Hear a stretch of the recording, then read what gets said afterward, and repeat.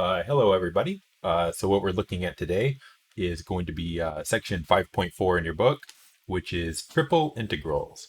So we've done three sections in a row on double integrals, and now we're going to be doing, I think, three sections again, maybe four sections on triple integrals. So this is our first lecture here. So what we're going to be doing is just kind of doing the basics of triple integrals. So we'll be looking at them like integrating over like a box. That's the same thing as a rectangular region for double integrals. We'll have a rectangular region for triple integrals. Um, we'll also be evaluating those, recognize and evaluate. They call separate tasks. Then you're going to learn how to do triple integrals over closed bounded regions. So those are going to be non-rectangular regions. And also we can change the order of integration. Yeah, so let's go ahead and get started. I'm going to use the pictures from your book to hopefully save a little bit of time here. Let's see. Where's the picture? There's the picture. Here we go. So this will be kind of the definitions that we need to get started. So, so take a look here. So we've got a box in space. Okay, so we have a rectangular box in space, right? Now you can look at little sections of that box, right? You can divide that box into little smaller rectangular boxes, right? Divide box into sub boxes, right? Each one of those is going to have widths, a height, a width, and a depth, right? So each sub box, that's not like normal language, but they do use it in your book. So each sub box has length, width, height, delta x, delta y, delta z. So we're just basically just adding the delta z onto the list here. Okay, so new delta z. Now, what we're going to be doing then, if you have a function that you want to add up over that rectangular box, to add up the function, which we mean integrate. If you want to add up the function over the box, you would do this.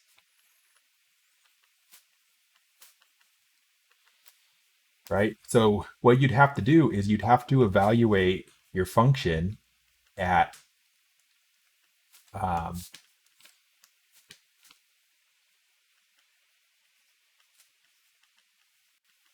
you'd have to evaluate your function at some point x ij k, arrow iij, ijk, y ijk, z ijk, for each of these little boxes, right? So like this box right here, there's a point in the box, and you could call that point x ij k, y ij k, z ij k, like that. And just like in previous sections, your book puts asterisks as like an exponent there just to indicate which points they are.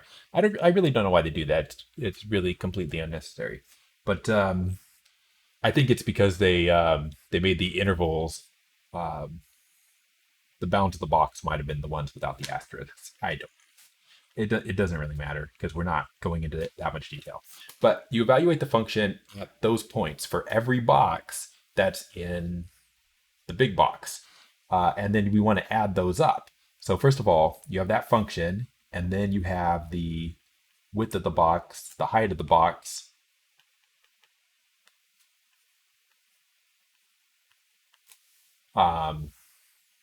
depth of the box. I mean, whatever x, y, and z can be, length, width, height, whichever one, column, whatever you want.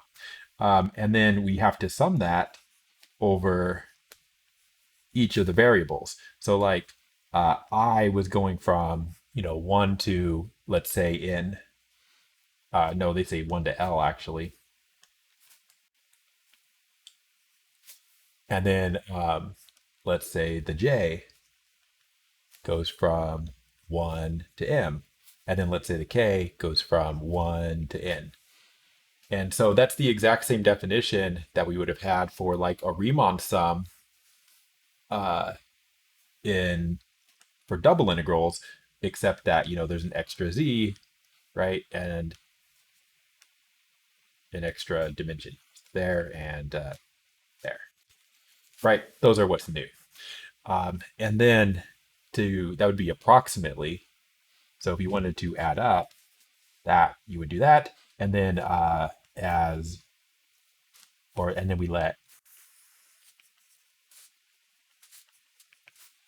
the n, the m, and the l all go to plus infinity, right? So the boxes become small. Then we get a definition that hopefully I can find.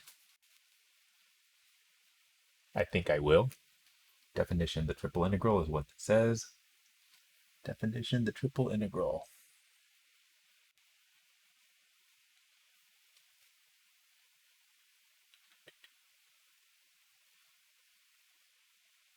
I hate trying to find, it doesn't put them in order.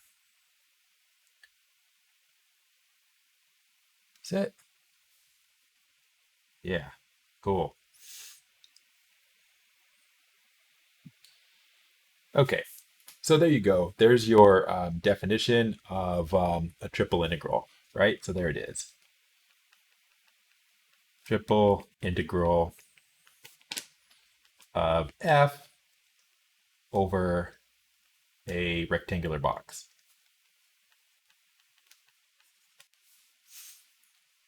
So, very similar to the definitions of integrals that we've had in the past, right? Just one extra variable there. Now, of course, you probably know this because we've seen it a couple of times. You don't calculate triple integrals with this definition. You use that Fubini's theorem, which lets you do the integrals one at a time, right? So when we say that, we don't evaluate triple integrals with this definition.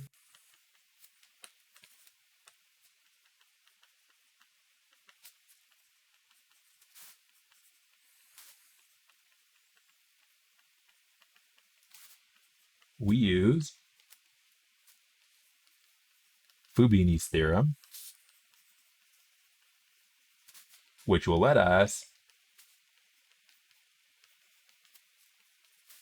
evaluate a triple integral as, what do you think? How do we do it? 3 separate integrals.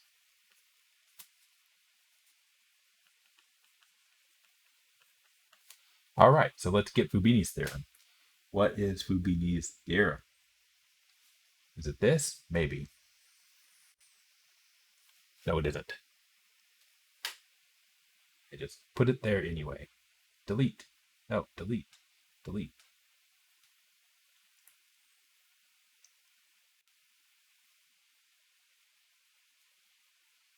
Ah, found it. Tried to get away. Found it. There we go. Fubini's theorem for triple integrals. So it's exactly what you would expect. So you've got your dx, and then x is from a to b. You have your dy, and then y is from c to d. You have your dz, which is from e to f. I don't know how they did that with the font. The f is not aligned with the others. Yeah, anyway.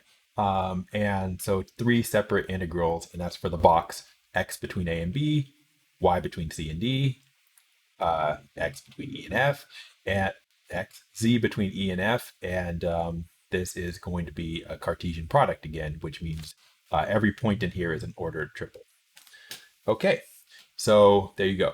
And then it says this integral is also equal to any of the other 5 possibilities for the iterated integral. So I decided to copy paste that as well because sheer laziness. There we go. So when you're evaluating this, you can just, this is just saying you can put it in whatever order you want. So if you look at the order, right, you have x, y, z, x, z, y, y, z, x, y, x, z, z, x, y, z, y, x. Okay. And then, of course, if you shuffle the order of the z, y, and x, then you shuffle the order of the limits of integration, right?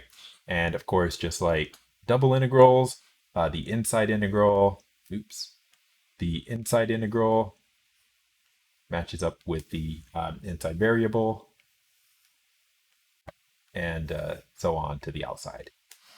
Okay. They say exactly what I said as well.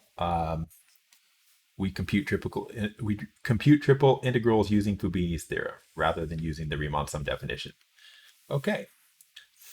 And then, so that just says, basically, this is kind of an abbreviated version of what we did for double integrals, where we basically just say, we're doing exactly the same stuff. We're just adding a third variable. And so when you're integrating a function over a box, it's going to be the exact same experience, but now it's 50% longer, which I bet you're all happy about. Every problem is now 50% longer, and you don't even pay extra for that. Okay, so let's evaluate one of these. Evaluate 0 to 1, 2 to 4, 1 to 5, x plus yz squared, dx, dy, dz. So again, first thing I want to make sure that we all understand is the order of integration, right? So these limits are for x, these limits are for y, and these limits are for z, right? Inside out. And just like always, we're treating any variable that we're not integrating with respect to as a constant. Okay, so we'll do this by hand, and then we'll see if we can make a computer do it. It'll take a minute because I didn't research that ahead of time, but we will find it. We'll find out how to do it. Okay, so let's do this integral. So we got integral 0, 1, 2 to 4. Okay, we're already going to integrate dy, dz. So I'm not writing the dx because we're about to do the dx integral. So we need the antiderivative here with respect to x. So we'll do antiderivative for x. So right here. So if we integrate this with respect to x, the antiderivative of x is x squared over 2. And the antiderivative of yz squared is yz squared x, right? Because we treat it as a constant. And then our limits of integration there were 1 and 5, so we have to substitute those in. So we'll go 0 to 1, 2 to 4. Put in your 5 for x. 5 squared over 2 plus yz squared 5 minus 1 squared over 2 plus yz squared 1. I should have brackets like this because technically the dy dz is for everything there, and so you need the brackets to indicate that. Then we got 0 to 1, 2 to 4, and we just work this all out, right? So do whatever you can to keep the math nice. What I do is I use decimals whenever it's going to be like a half or a quarter, something even, and then I only write fractions when it's going to be like thirds or something where it's not even numbers, or when it's repeating decimals, I use fractions. Otherwise, I don't. So 5 squared over 2 is 25 over 2, which is 12 and a half, right? So I don't bother writing it as a fraction. Then we got 5yz squared. Then we have minus 0.5. And then minus on that, minus yz squared. So before you go and you take the next integral, right, you want to simplify this. So we have 0 to 1, 2 to 4. We got 12.5 minus 0.5, so that's 12. And we got 5yz squared minus yz squared, so that's just going to be 4yz squared. And then dy dz. So from there, what you want to do is we do our next integral. So we're going to now integrate for y dz. So what are we going to have? We're going to have limits of integration are 2 and 4. Then we're going to have a 0 to 1 integral on the outside. So we need the antiderivative of this with respect to y. So that's going to be 12y plus, there's a y in here, so the antiderivative of y is y squared over 2. The over 2 cancels with that 4 to give you 2 y squared z squared, like that, 0 to 1. We are going to put in 4, so 12 times 4 for y plus 2 4 squared z squared minus, then we put in the 2 for y, 12 times 2 plus 2 2 squared z squared dz, 0 to 1. We're going to work this all out. 12 times 4 is 48. We got 2 times 4 squared, so 16 times 2 is 32. So plus 32z squared minus 12 times 2, of course, is 24. And then here we got 2 squared is 4. 4 times 2 is 8. 8z squared. So minus 8z squared. Easy. So 0 to 1. Again, we're just going to simplify this here. 48 minus 24 is 24. 32z squared minus 8z squared is 24z squared dz. Okay. So now we're ready to integrate for the z.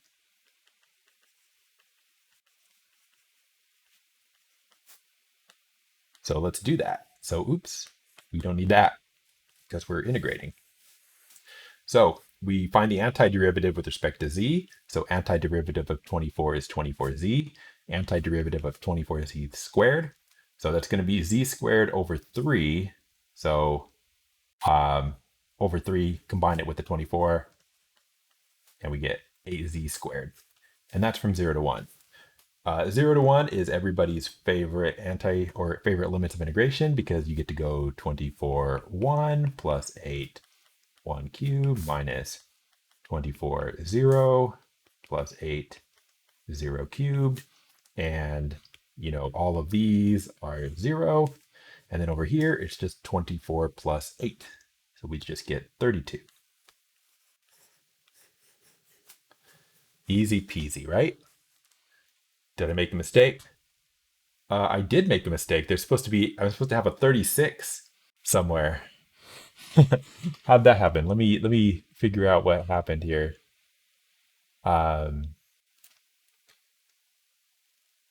Somewhere I added wrong.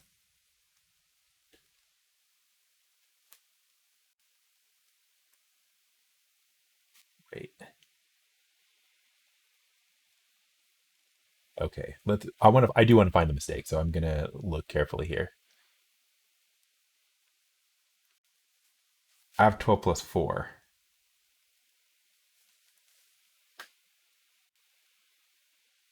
Oh, never mind. We're fine. Okay. I thought I did it wrong, but I didn't do it wrong. I copied the problem wrong.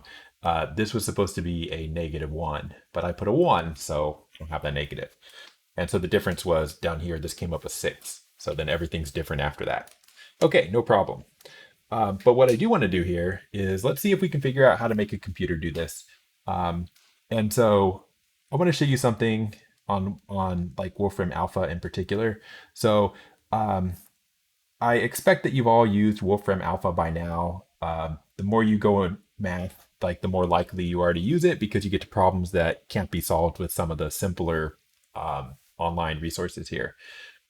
But what you want to do here is if I go to like Google and I type in something like this, if I go like triple integral calculator, that's what you want if you could spell calculator. And the reason you want to do that is because on Wolfram Alpha, a lot of times, if you had to type in a triple integral, that's a pain to do. But if you type in triple integral calculator into Google, then you find like a Wolfram Alpha widget for it. So we'll try one of these first couple. So like I'll try the second one there. And so you see how that's, so this has no limits of integration. So this would do the integral, but I don't see where we are going to put in the limits of integration. So that's not what we want, right? Um, almost right. Yeah, look at that. So you see how a triple integral calculator is nice because it has the f. So you can type in your function. That's the function you're integrating. So x plus yz squared. You select your order of integration. So we're going to do dx, dy, dz. There it is. Now, z,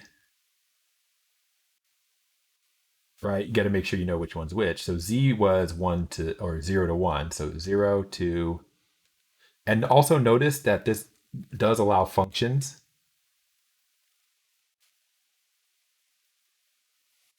For your limits of integration, which of course we're not ready to do yet, but we will at some point. Then x from 1 to 5. So I believe this will work. Submit.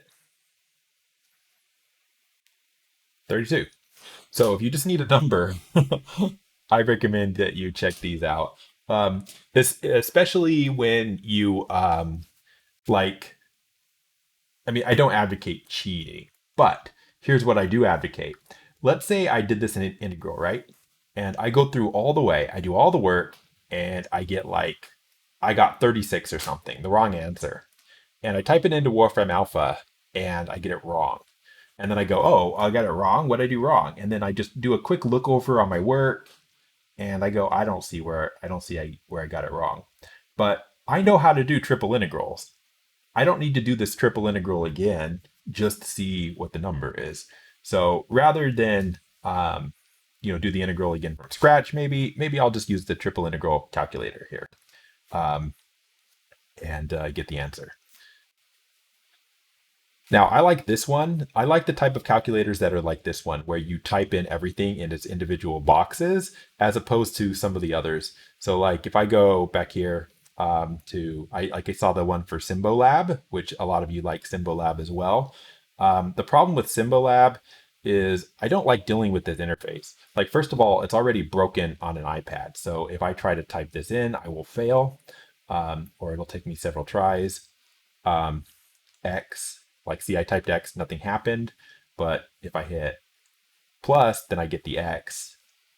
And then if I hit Y, then I get the plus. And if I hit Z, then I get the Y.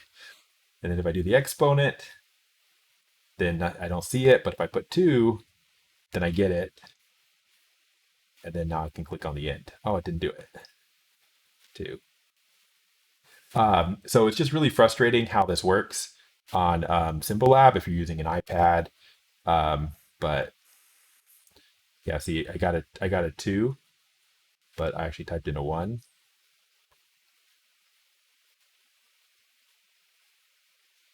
Because it's doing the numbers that I type in. Like, it's just slightly broken, iPad, or I have to type everything in multiple times because of the way that it works. Okay, so you can use that, which you would have been able to find in the list of, like, if you go to calculus, triple integral calculator, you can find it there. I find that's more tedious than the Wolfram Alpha widget, but if you want steps, then this would give you steps, because you can see what they did is they, like right here, in the first step where you see integral 1 to 5 of x, y, z squared, and they get 12 plus y, z squared. I did that too, right? Like I did that somewhere right here. And then you're going to do the integral of that. So then the next step, you see the integral of that from 2 to 4, which you'll see here, right? The next, oh, come on. So then you see that integral from 2 to 4 of 12 plus 4yz squared, and it says 24 plus 24z squared in the middle, looking in the middle there. And if you scroll down here, I've got that, right? 24 plus 24 is z squared. And then you're going to integrate that. So then you can check what they got. For that integral, they got 32, and I got 32. And so that's the advantage to using Symbolab, is that you do get, like, I didn't get full steps there because they lock them unless you pay them money. But you still got to see the answer for each of the individual 3 integrals, and that would tell you whether you made the mistake in the first integral, second integral, or third integral. So that's an advantage to that one.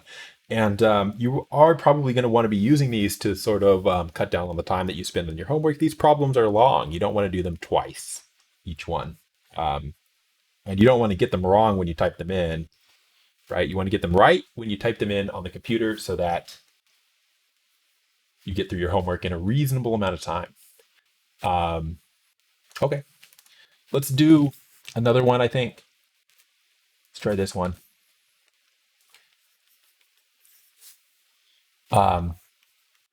Evaluate integral b of z sine x cos y dv. That's what they like, dx, dy, dz, dv, just like we have a dA for double integrals. And then they say where b is the set of x, y, z such that 0 less than x less than pi, 3 pi over 2 less than y less than 2 pi, 1 less than z less than 3. There is your box. Now that is a box, right? I know that you've got like sines and cosines and pi's and stuff, but like constants for x, constants for y, constants for z, that's a box. So let's integrate, right? First of all, let's cheat. So we'll know the answer before we start. Let's try it. Oops. Z. Oh, see, I already don't like it. Makes me sad. Sine. Yep. They already don't like it. So if I go here though, do the right. And the reason I'm Googling this, the reason I Google triple integral calculator is because if I want the one on Wolfram, Wolfram doesn't have a place to look those all up. So Googling is going to be the actual fastest way to get there. So if I wanted this, I would go, my function is z sine x cosine y, so much faster than the other one. We're doing, now we can do them in any order because it's a box, it doesn't matter. So it says zyx, okay, fine, we can do zyx.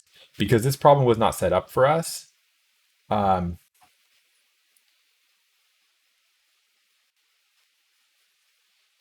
what I mean when I say it wasn't set up for us is nobody already wrote the integral down for us where the order of integration was dictated.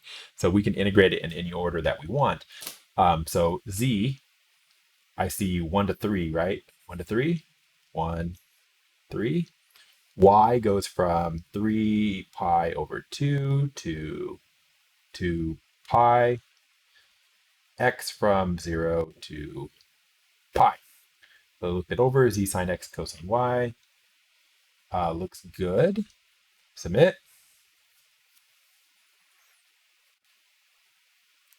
Double check that that's the integral you expected, and they say it's going to be 8.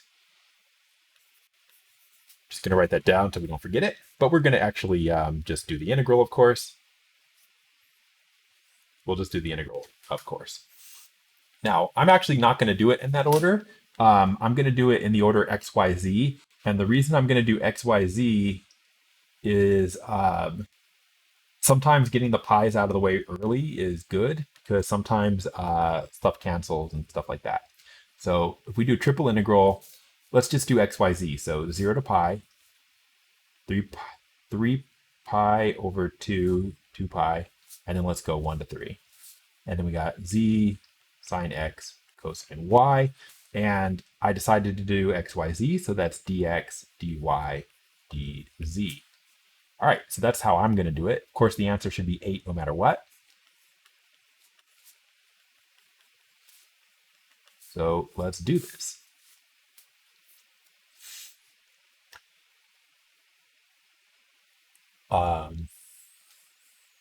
Yeah, okay.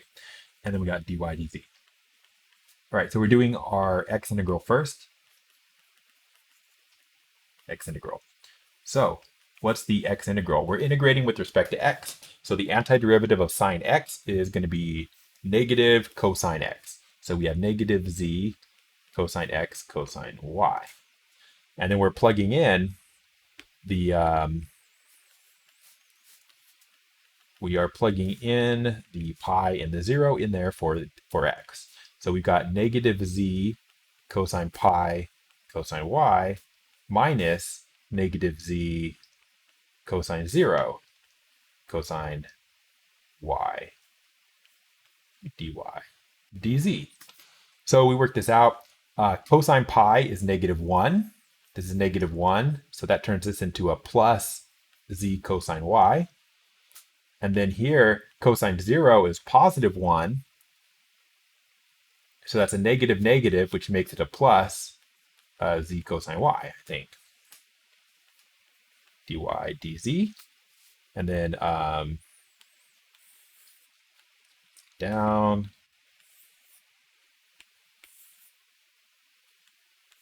Do that so I don't have to rewrite them. Okay. Okay. Also, I guess that's 2 of those, right? I should just go 2. You like that? 1 to 3. Okay. So now we're going to do our y integral. So we're going to integrate with respect to y. Integrate for y. So the antiderivative of cosine y is going to be sine y. And that's going from 3 pi over 2 to 2 pi. And of course, we still have that dz on the outside. We haven't done that one yet. So we plug in our 2 pi. You have 2z sine 2 pi minus 2z sine 3 pi over 2 dz. So sine of 2 pi is 0. Sine of any pi is 0, right? Any integer multiple of pi is 0. So this is all 0, and then you have 2z times sine 3 pi over 2. 3 pi over 2 is down here at the point 0, negative 1. And so the sine is the y value, so it's negative 1. So you get negative 2z times negative 1, which is just 2z. So you have the integral of 2z from 1 to 3. All right, so now we integrate with respect to z.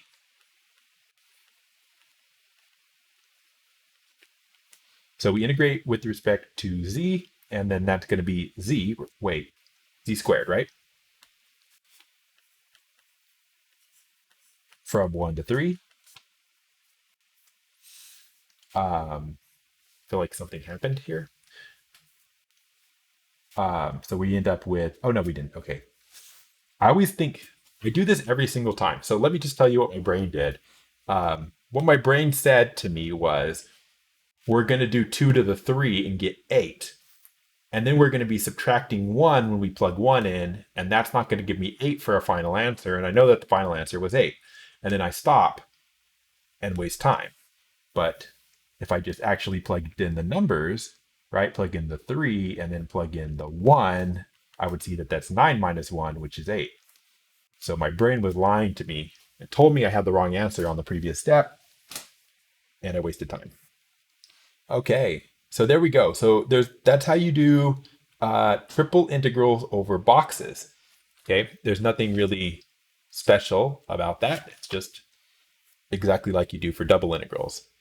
So those should be pretty straightforward. Again, I do recommend that you use those, like the Wolfram Alpha calculator, if you just need a number, and the Symbol Lab calculator if you are looking for mistakes in your own work. Let's find the next thing. So we need to look at now is triple integrals over a more general region.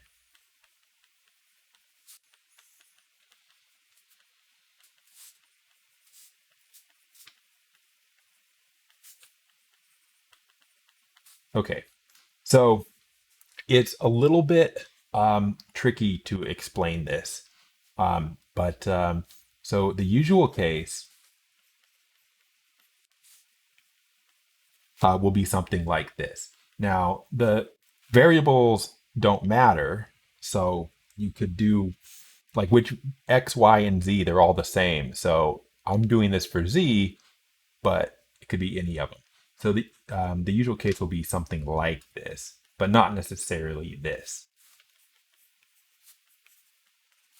Okay. What you want to do is you want to compute a triple integral of function, f of x, y, z over a volume given like this. So what you do is there's some z equals a top surface. So like z equals top surface, I'll call it u2 of x and y. So we know that surfaces are often given this way, z equals a function of x and y. So you have some kind of surface. I'll look up the book's kind of picture of this as well, but I wanted to draw it myself, just so it makes it easier for me to explain. Then what you have is below that, you have another surface. That is z equals u1 of x and y.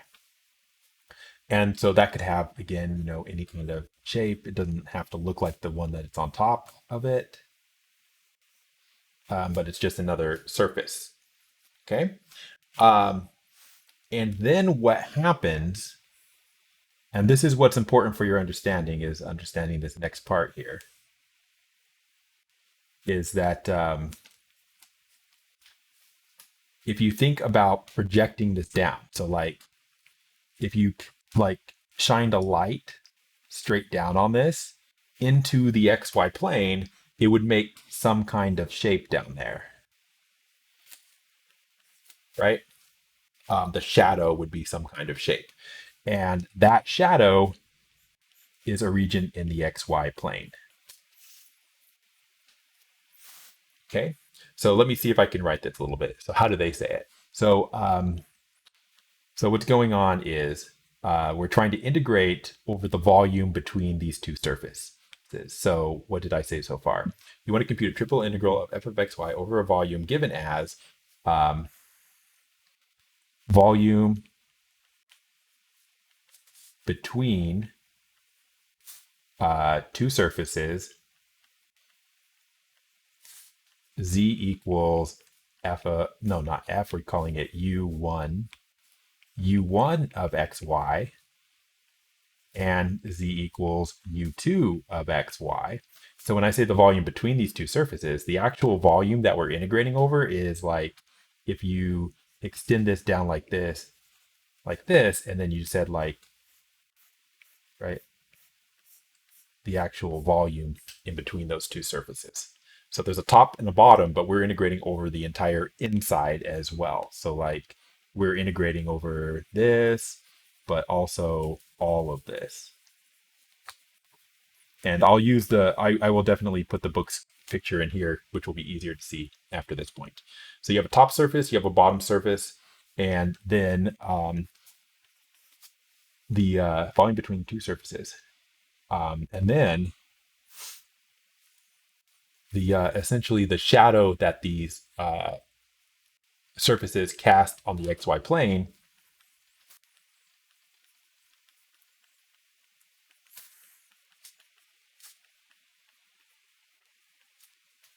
on an XY plane, on the XY plane, not an XY plane,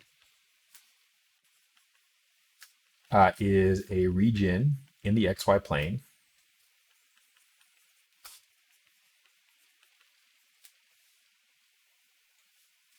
that we call D. You can call it whatever you want. Now, the point of doing this is that we can then come up with our triple integral, right? So the volume that we're trying to integrate over is like, let's say E. That's going to be the volume we want to integrate over.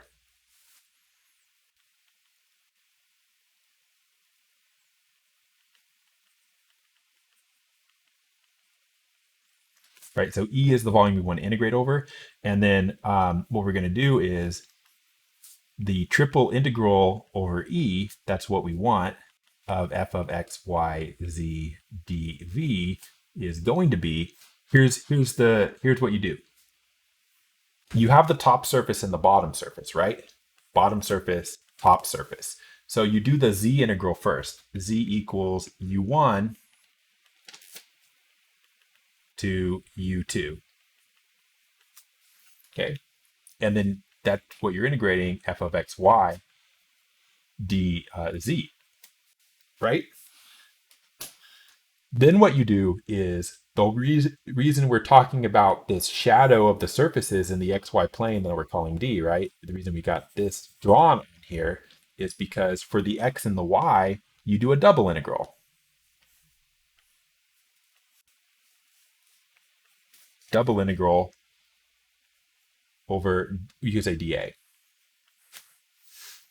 right? So what we're going to do is, well, that, but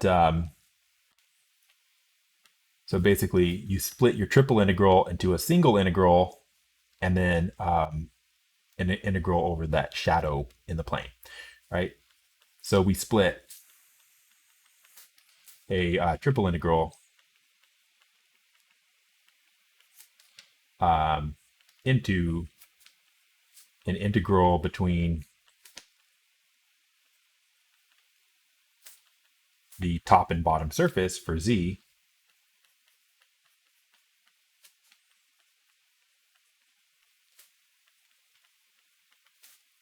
and a double integral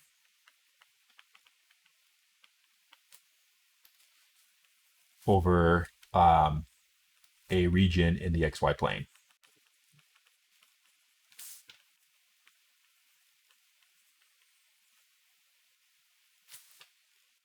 And that's what you do.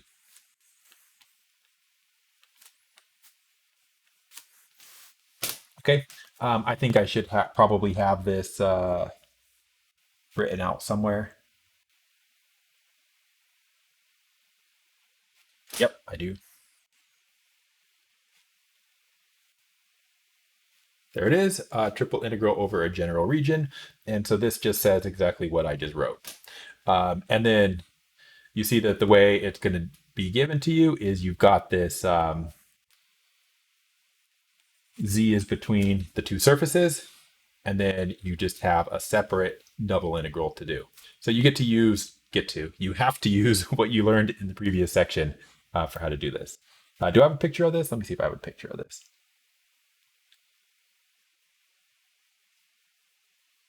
I do not. Okay, well, hopefully my picture made sense then. Oh, no, I do have a picture. Okay. Right, so you got that. And then also, this is from a previous section, I think, but I can post it right here as well. No, never mind. I won't. Okay, so there you go. That's what we're trying to do. Now, in order to do that, we can practice it. Also, what we want to do is we want to mention that you could, if your surfaces are given as x equals or y equals, then you can have two other forms of this. So so z is not special though.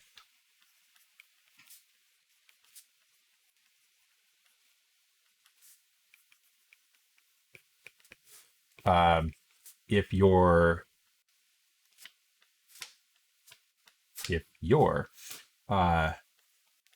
top and bottom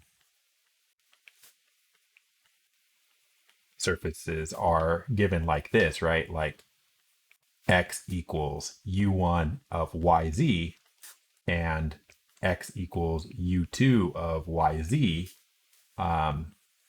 then it would be the triple integral over e of f of x, y, z, dv would be, well, if you had x integrals, then it would be the integral from, u1 yz, u2 yz, you have your function x, y, z, and you would do your dz integral, no, your dx integral first. And then after you do your x integral, you'd have a double integral over some domain, and that would be a dy dz or dz dy.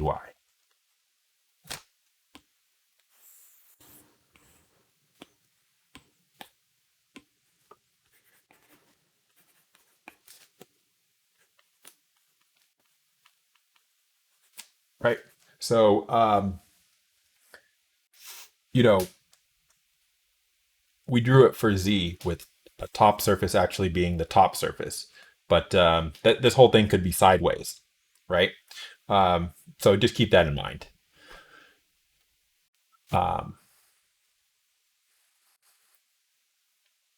Yeah. Okay. So these can be tricky because of stuff like this. So figuring out the regions and stuff are tricky.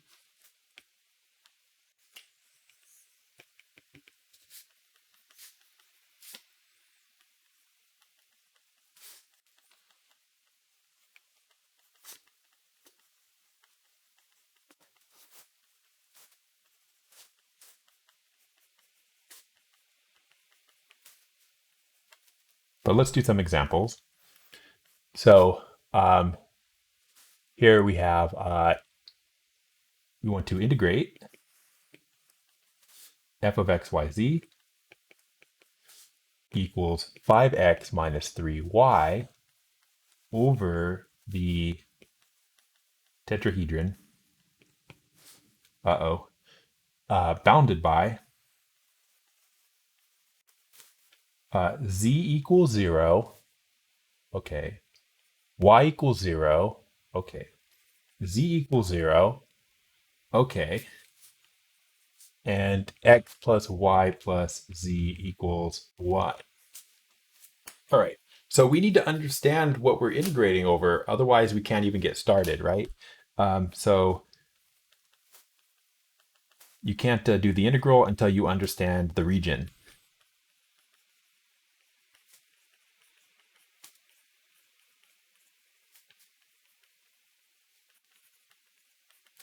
Okay, so we're going to try to draw it. So let's figure out how to draw it. So we have these shapes. These are all surfaces, okay? So this is just my understanding here. So z equals 0 is a plane. Y equals 0 is a plane. Z equals 0 is a plane. X plus y plus z equals 1 is a plane. Okay, good start. Let's try to draw them.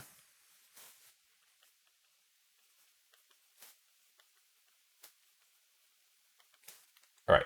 So again, we might have to do a couple of tries at this, but we don't have another way to do this. Okay. So x, y, z. So first of all, these planes z equals 0, y equals 0, z equals 0 are just the walls, right? So like oops. Like the ground is z equals 0.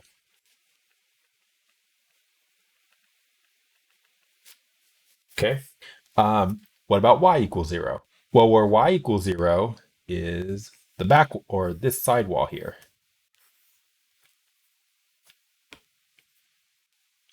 Right? Because this is the y-axis. So like y equals 0, y equals 1, y equals 2, y equals 3, and so on. So this back wall here, that's the y equals 0. Okay. Um,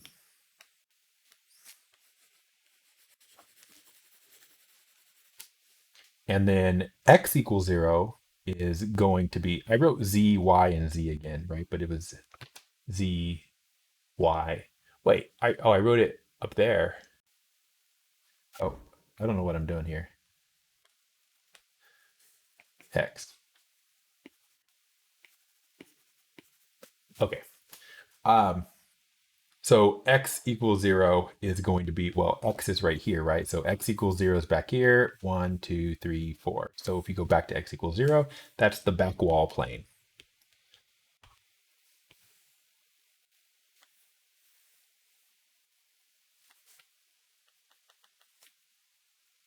And I'm going to erase all these pretty soon because, we can't really do much here. So just, those are just the walls, right? I wrote the word so. Could you tell? So x equals 0, y equals 0, z equals 0 are just those walls and floor. All right. So hopefully you understood that before we get to this point. But so when you get surfaces like that, you're happy because you know what they look like without too much trouble. Okay, so I'm not going to draw them on this one. We know where they are. Okay, now what about this one? X plus y plus z equals 1. So if we needed to plot this plane, so let's plot x plus y plus z equals 1.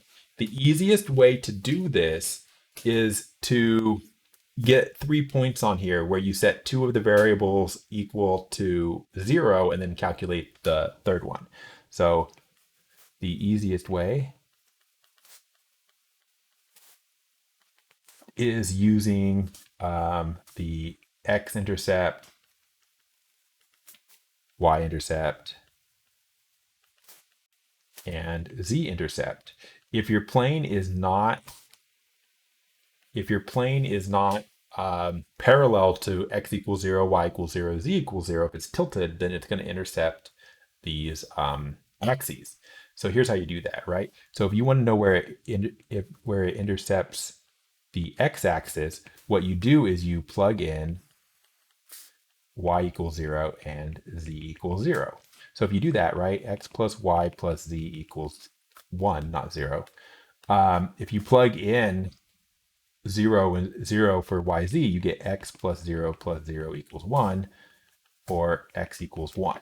So the point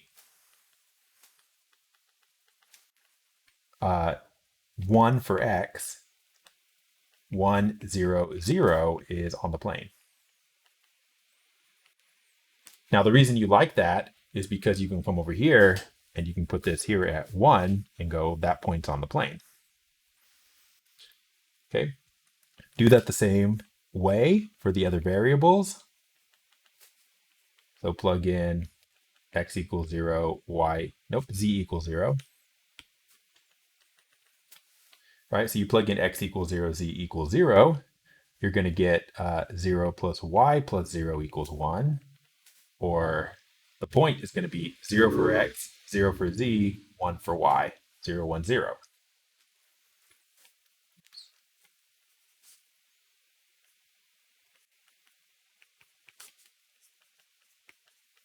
Right, and if you do the same thing for your z, I think you're going to find that it's also 1, right? So it's going to be up here at 1.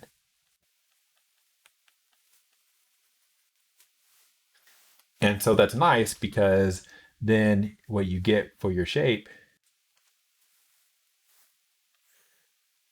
you can see how that plane is tilted, right? So once you have that, so once we plot those points,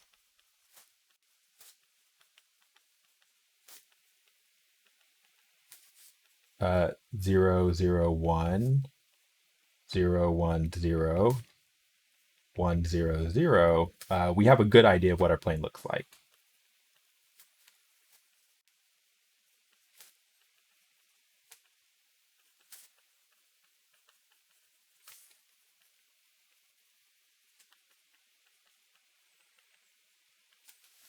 Okay, so those intercepts really, you know, did a good job there.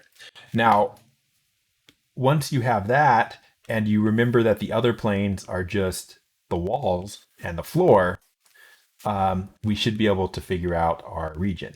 So, was I numbering things? I feel like it was. One, two. Yeah, we tried to draw the plane. Okay, three. So then what we want to do is our region, I'll call it, what they call it? They didn't give it a name. I'll call it E. That's what they've been calling it, right? Our region E um, is between this plane,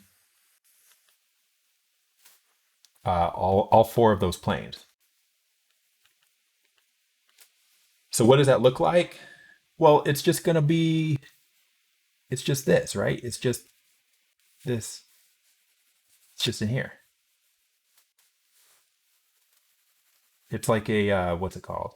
Four-sided die? Is that how many sides there are? One, two, three, four. Yeah. It's like a four-sided die.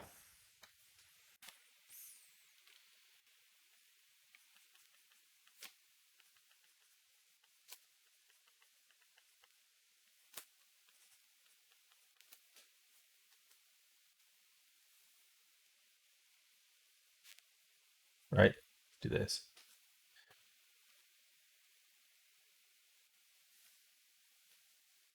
There you go. So that's what we're, I mean, it's not actually that shape because I don't think it's symmetric. Like the front face here, the front face is not the same size as the other one. So it's not actually one of these, but these are more like pyramids. Um, or if you had read the problem and when they say tetrahedron, a good idea is to look up what a tetrahedron looks like, so then you know what kind of shape to expect, right? That's very helpful um, when trying to draw it, is to have some idea what it looks like. Okay, look at this one. Interesting. Okay, so that's the kind of shape that we're looking at. That makes some kind of sense. Okay, good, good, good, good. So if we're trying to set up our integral,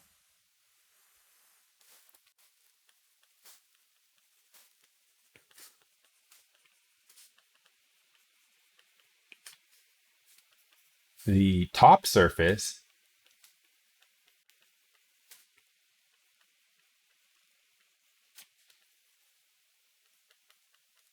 well, let's think about it, right? So let's look at that shape here. So if you were coming straight down here, right, like this. So if you were coming straight down like this, the first thing you'd hit would be this surface, right? You would hit right here. That must be the top surface. And then you continue on through, and then you're going to hit somewhere down here, and then that would be the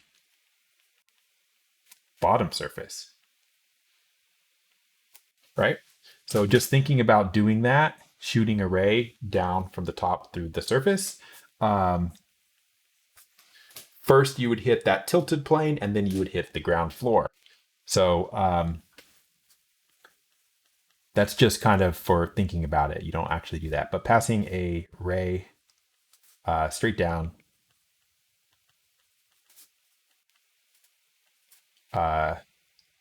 first through the region, which I called E, through E. First, you hit the tilted plane, which was x plus y plus z equals 1, and then you hit z equals 0, the ground, right? That makes sense. The ground was z equals 0. So once you have that, then we are able to summarize our integral. So we can try to set this up now. I'm number 4. Okay, sure. Now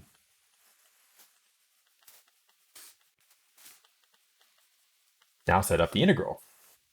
So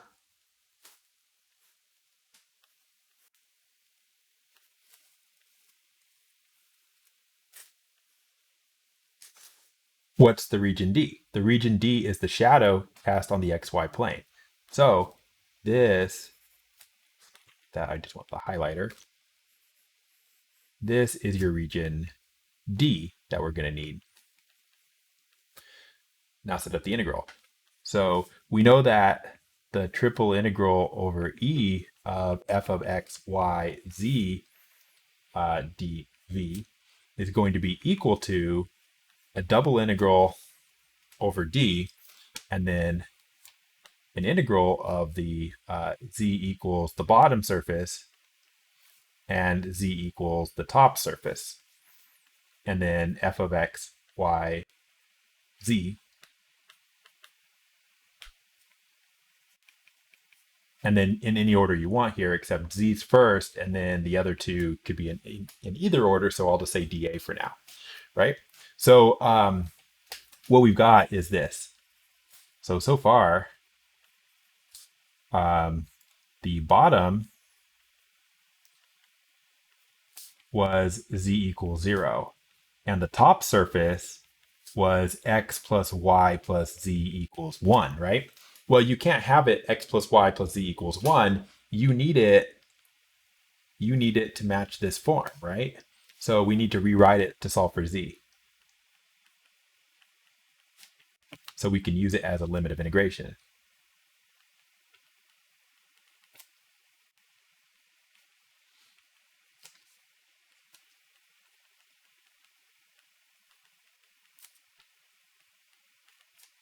I mean, it's not hard to do, right? You just move the y and the z over to the other side. That. So you need it like that, so we can put it in z equals something for the top surface. So now where are we? So we have now the double integral over d that we haven't looked at.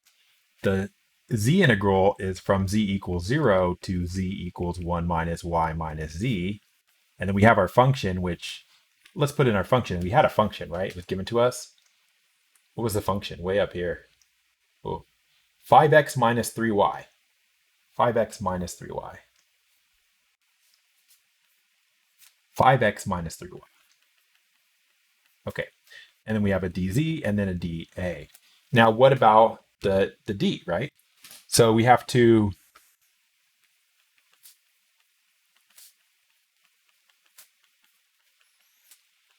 well, you've got to actually make a drawing for that in the xy plane. And then we'll have to figure it out. So we have our xy plane, and looking at this, remember that this was 1 and this here was 1, right? For x and for y. So if I was going to draw D in the xy plane, then goes through 1, goes through 1. And this is the domain.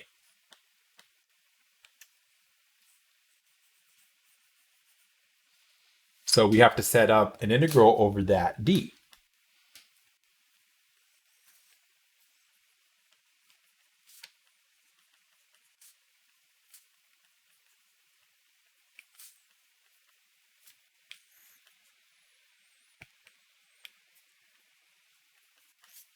So in order to do that, you're actually going to have to come up with the equation of that line.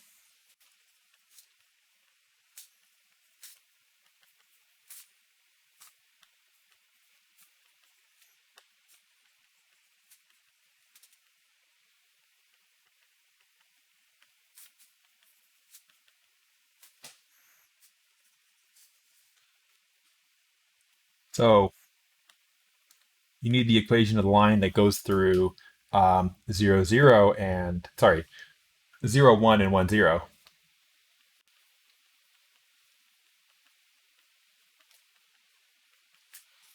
you don't really have to do a lot of work. You can hopefully look at this and realize that the slope is down 1 over 1. So the slope is -1, and then the y-intercept is 1, right? So that will do it. So hopefully you don't have to do too much work there, but we did this much work. We came up with that. Okay, so for D, it's the set of x, y such that x is going to be between 0 and 1, right? This is 0 and 1 for x. And the y is going to be between 0 and, just rewriting this, 1 minus x. Okay? So finally our integral, we can write our entire integral.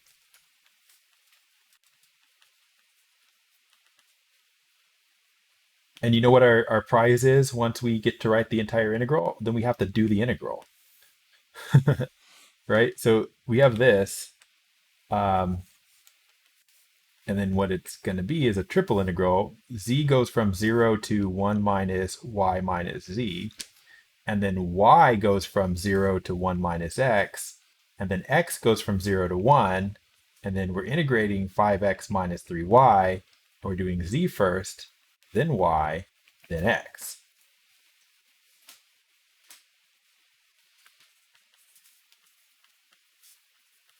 Now you still have to integrate.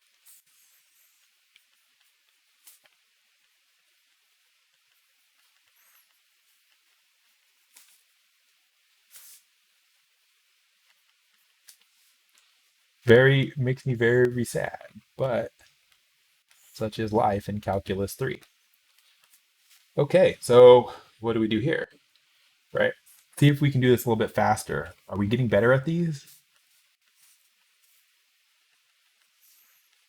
No, of course not. We would never. Okay, we're integrating with respect to z. So you have, I'm going to do a shortcut here. 5x minus 3y. Instead of writing 5xz minus 3yz, just treat 5x minus 3y like it's a constant. Then go 0, 1 minus y minus z. Okay. So then 0 to 1, 0 to 1 minus x. We're putting that in for, that can't be right.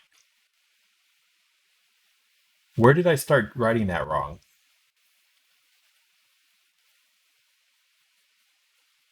Where did I start writing?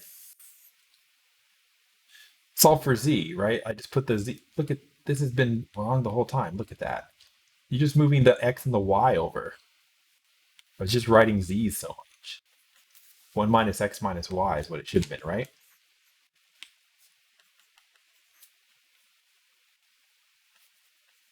X.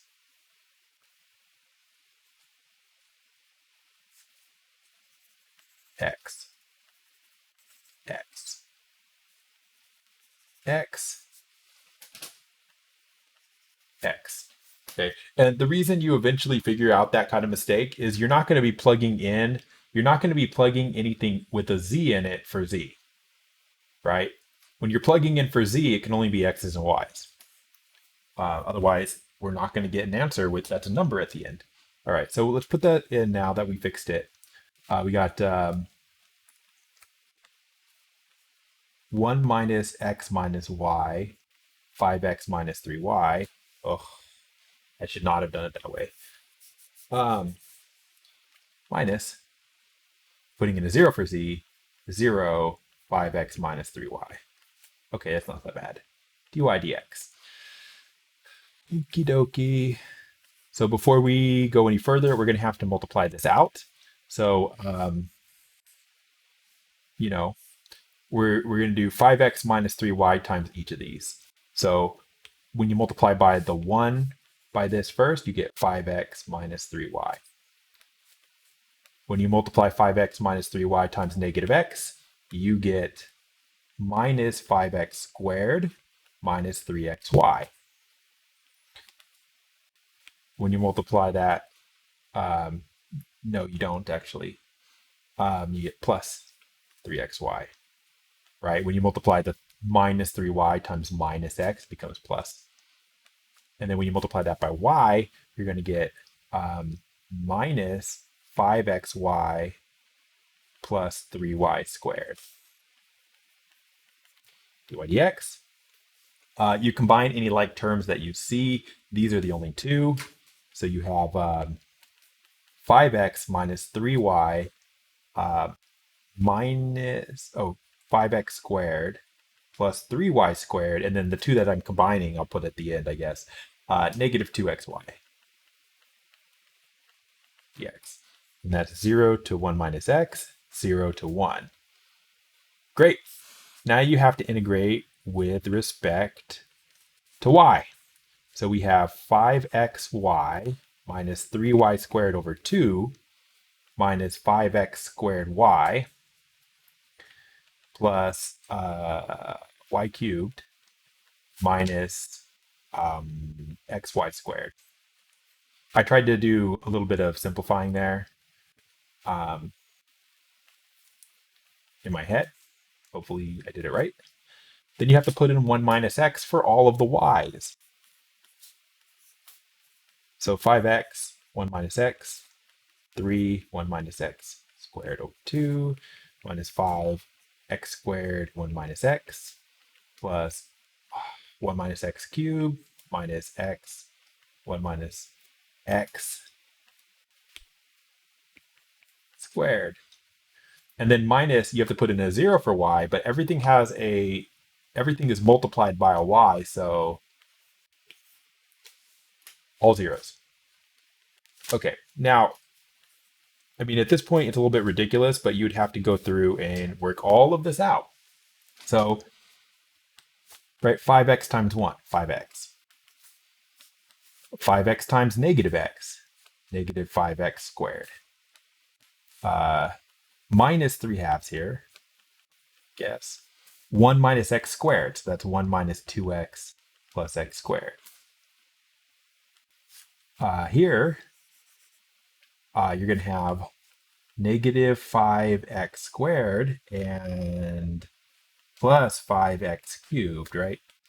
Negative 5 times x squared times x, negative x. See that? Here you have to 1 minus x cubed. That would be, oh man, what would that be, right? We got to FOIL that. So, trying to think of the signs. Brain hurt.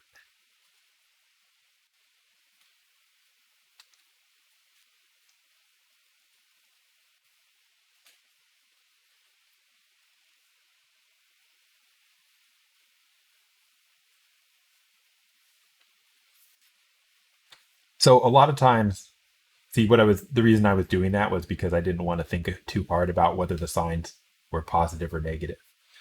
Obviously, I know it's 1, 3, 3, 1 for the constants there, but so lazy. Now, I honestly would not recommend that you do this the way that I'm doing it. And you might think that, I'm saying don't use Wolfram. I'm not. What I'm saying is do use Wolfram. Don't try to multiply everything out by hand here because that's going to be very tedious, as you can see. Okay, you know what? I'm done. So you get to this point where you'd be combining all these like terms. What I'm going to do is I'm going to watch this. So I use Wolfram Alpha for limited cheating. So like, here's how I would use it for like a problem like this.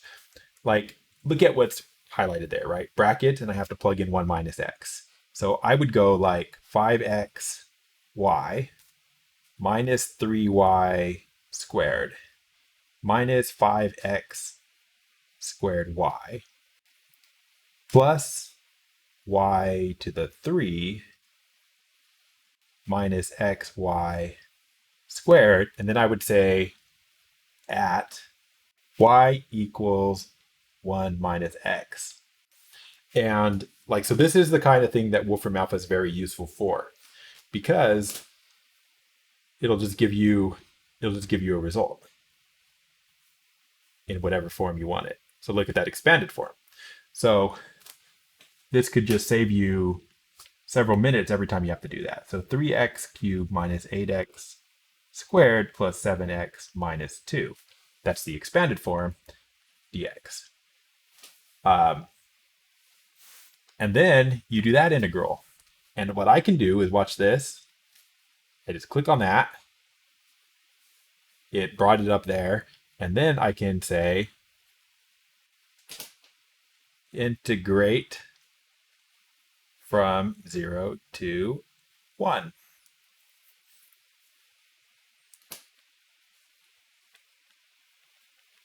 Negative 5 over 12. Is that correct? That can't be correct. It's 1 over 12.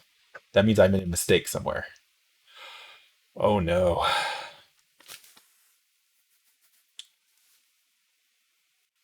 Let me see what the last thing to integrate is.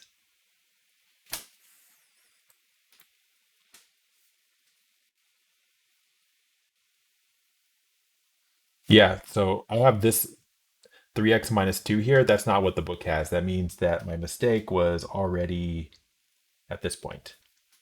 Okay. So there is a mistake there. But I'm not going to fix it because we're not going to do that integral again because that would be ridiculous, right? So, so the answer is actually 1 over 12. I made a mistake somewhere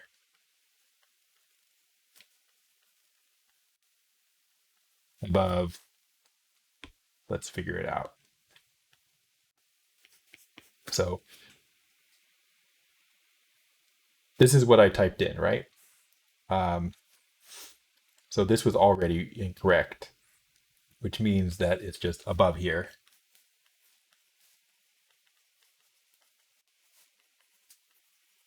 Mistake up there somewhere. Okay, and you could figure out exactly where it is if you used the Symbolab, right? Because Symbolab tells you the result of each of the integrals. And so you could check where it is. Okay, and you can avoid those mistakes by doing like it step by step like this. So here's how you would use Wolfram Alpha in a smart way to help you do this, right? So you go like this. You go integrate 5x minus 3y with it. I misspelled integrate. Move the cursor, dummy. Integrate it. Actually, the easiest way to do that is with the letter D. Come on. I hate on-screen keyboards. 5x minus 3y, and then you just do dz, and it knows you mean z. From z equals 0 to z equals 1 minus x minus y, right? So I do this. It gives me the result. And I'll look for the expanded result because I want one that there's no expanded result.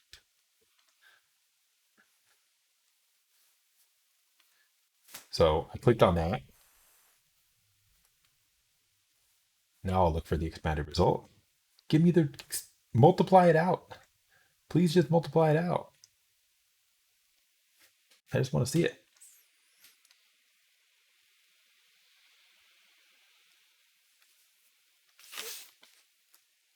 All right. So what do I have? Negative 5x squared minus 2xy plus 5x. I'm just looking here to see if this is where my mistake was. Plus 5x plus 3y squared minus 3y. So this is correct. Okay. So once I know that this one's correct, I'm integrating this from 0 to 1 minus x. So I click this, click it, open it. I come up here, and once I can type again, I go integrate there. This is the dy integral. from y equals 1 minus x to y equals, oh, from 0 to 1 minus x, 0 to 1 minus x. And this must be where my mistake is, but we'll find it right now. So we integrate that, and it gives me the result. It doesn't expand it. So where it says, where I see the result, I'll just click on it, and that'll probably give me the expanded thing. If it doesn't, then I just come back up here and I just write expand in front of it.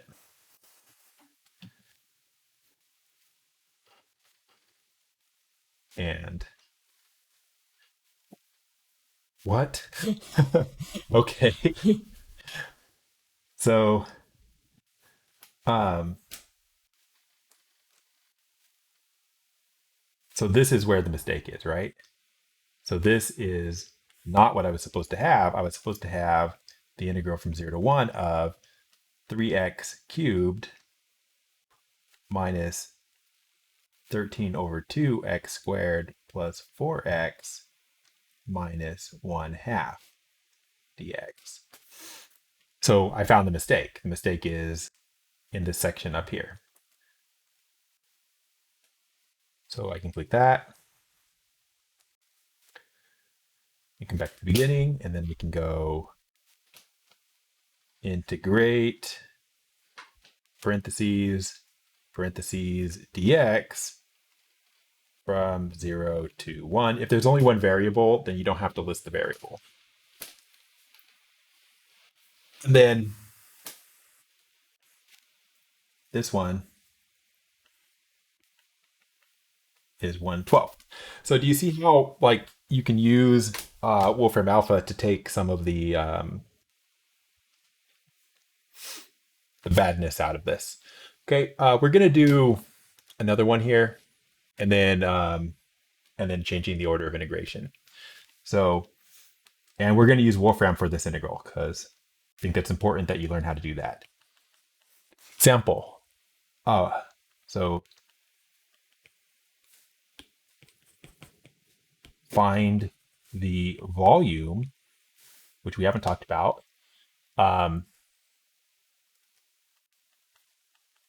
of the, they call it a right pyramid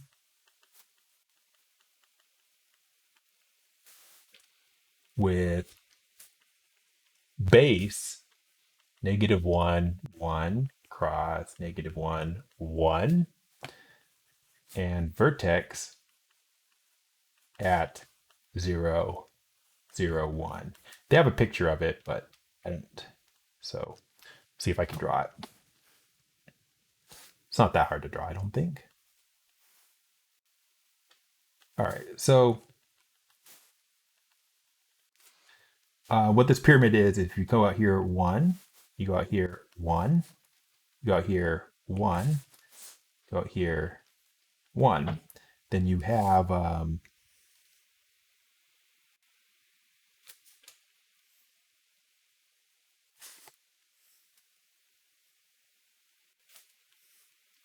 square base in the xy plane, and then you come up here to 1, and then it's just this pyramid.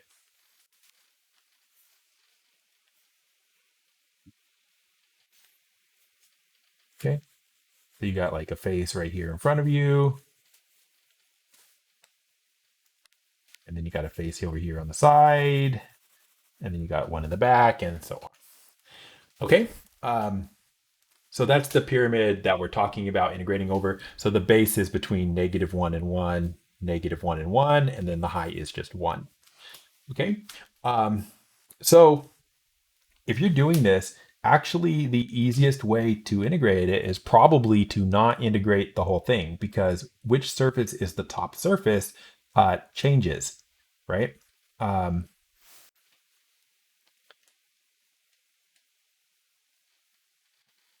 Oh, they're sneaky. No, they're not sneaky, but what they did is they say, like, the way we can do this is they do, if you go this direction, then this is your top surface, and then this one back here is your not the one in front, but like and then there's the bottom surface is there.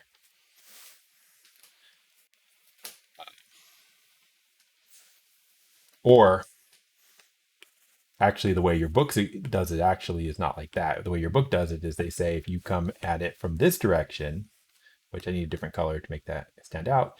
If you come at it from this direction, right? First you hit this orange surface, right? And then you'll go out the back surface. Okay. So then the top one's not the one labeled top. Now the top is this one.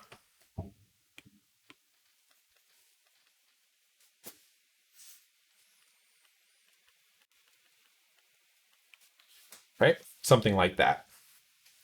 Okay.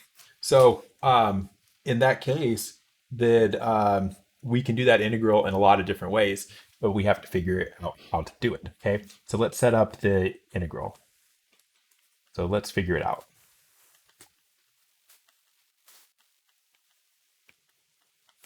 I think we've decided this is the x-axis, right? And this is the y-axis, that we're going to do an x integral first. So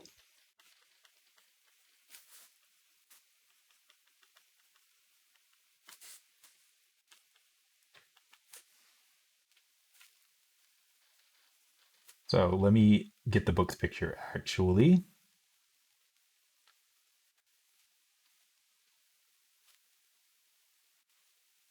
It's Wolfram Alpha. I wanted.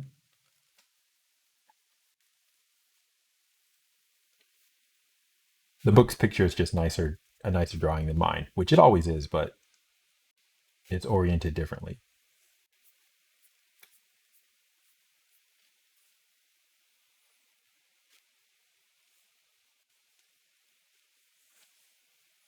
Okay, so we're going to do an x integral first.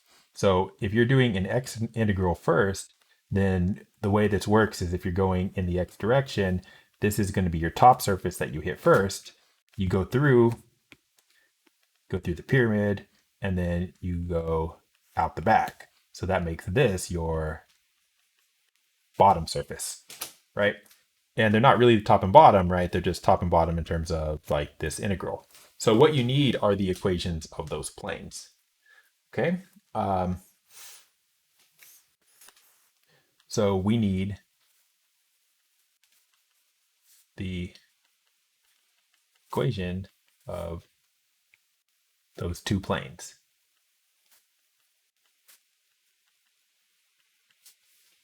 All right, how would we possibly do that? Well, I mean, there's a lot of different ways you can do this. So,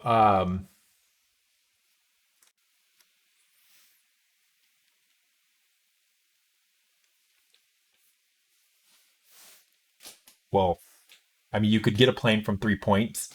So, like, you could go point, point, point, but then you'd have to do the whole process of getting a normal vector, and that would not be fun. The other thing you could do is you could just say, like it goes through this point and it goes through this point, and there is no y-intercept. So from the fact that, so let's say which one we're doing. We're doing the top one, right?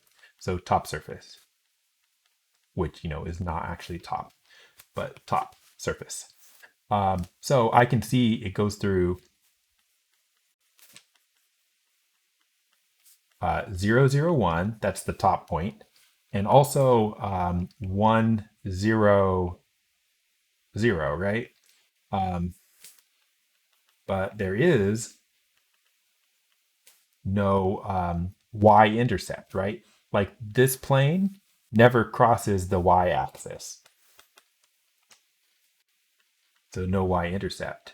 And we just talked about how to find the intercepts, right? You plug in 0, 0, and then 0 for two of the variables, and then solve for the third one. So you must not be able to plug in 0 for x, 0 for z, and then solve for the third one. So like if you have like x plus y plus z equals 1, for example, like x-intercept, if you plug in 0, you go x plus 0 equals 1. Okay, y-intercept would be 0 plus y plus 0 equals 1, right? And then the z-intercept would be 0 plus 0 plus z equals 1. But there's not one of these, right? So y must be not in the equation of the plane. And you can realize that x plus z equals 1, first of all, goes through both of those points, 0, 0, 1, and 1, 0, 0. So that's it. So x plus z equals 1. Okay? So that's the top surface.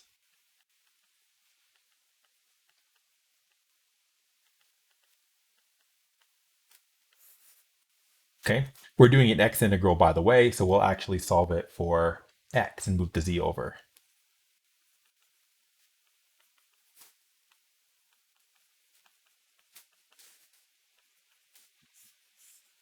So x equals 1 minus z. Okay. Now for the bottom surface, same thing. The 2 points that it goes through, sorry, the two intercepts you can find, oh, that's, yeah, the 2 intercepts you can find are the x-intercept is, what is the x-intercept? It's back here, right? So actually 0, 0, minus 1. And the z-intercept, that's, I don't know what I'm doing here. Hold on, let me rewrite this. X-intercept, the x is -1. The y and the z are 0. I don't know why I said 0, 0, minus 1. It should be -1, 0, 0. Now the z-intercept is this top point, and the top point, of course, is 0, 0, 1. Okay, and then, right, if you try to figure out, so like if you start with this idea, I didn't really say this for the last one, but hopefully this will be more clear, right? So if you start with a plane, ax plus by plus cz equals 1, that's one way to do it, right? Then you could figure out what the a, b, and c have to be to go through those points, right? So first of all, there's no y because there's no y-intercept.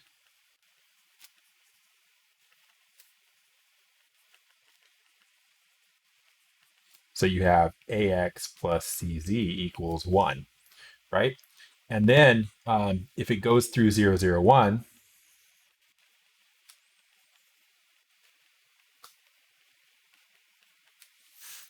right? So you have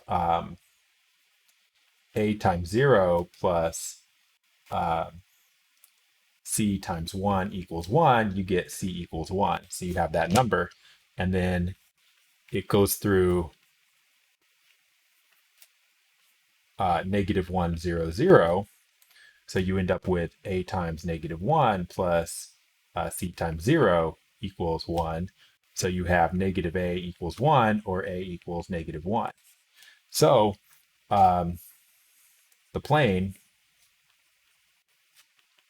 is negative x plus z equals 1, right? From the coefficients there. If you solve for z, or sorry, solve for x, you would have 1 plus x equals z, or x equals z minus 1, like that. Okay, so what we got now is, so far, the top surface is x equals somewhere 1 minus z. The bottom surface is x equals z minus 1. Okay, and the d looks like Well, let's figure that out.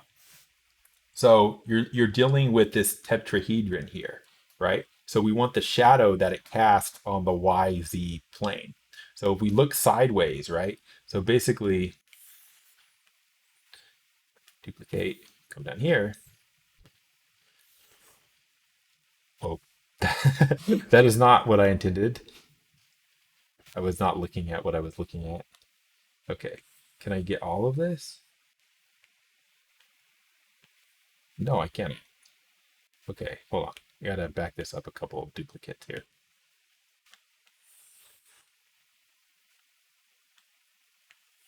I can't do it. It won't let me copy the picture. Okay.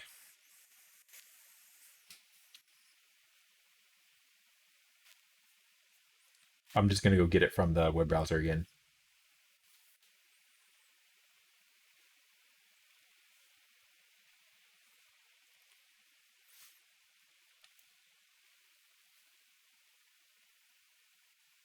Okay, so here's the thing. If you're looking at the shadow on the YZ plane, shadow on YZ plane, because we're doing an X integral. So like the YZ plane is this one, right? Hard to see there, but I think it'll be easier if I do this. Nope. Like if you connect these, this is the D. Makes a, it's hard to see there. But if you look at it this way, I think it'll make sense. So if you put like Y here and you put Z here, right? So this is the Y axis. Then this point right here is 0 for X, 1 for Y, 0 for Z. So if we ignore the X, that's like 1 for Y and 0 for Z right there. And then at the top, you have 0, 0, 1. If you ignore the X again, then you've got 0, 1, right? 0 for Y, 1 for Z right there. And then if you go back to this back point here, that's going to be 0, negative 1, 0, which is like how many boxes? 1, 2, 3, 4, 5. 1, 2, 3, 4, 5. Right. Negative 1, 0. And so when you're looking at it sideways, this is what, oops. This is what your region D looks like when you're looking at it sideways. Okay, so you have to figure out how to integrate over that region. Now you have choices here. You can, your choices here are you can come up with, you can do the Z integral first, or you can do the Y integral first. So like this has equation, what's the equation of this line? And again, this is just like the previous problem, right? So just recall previous problem for the equations of lines.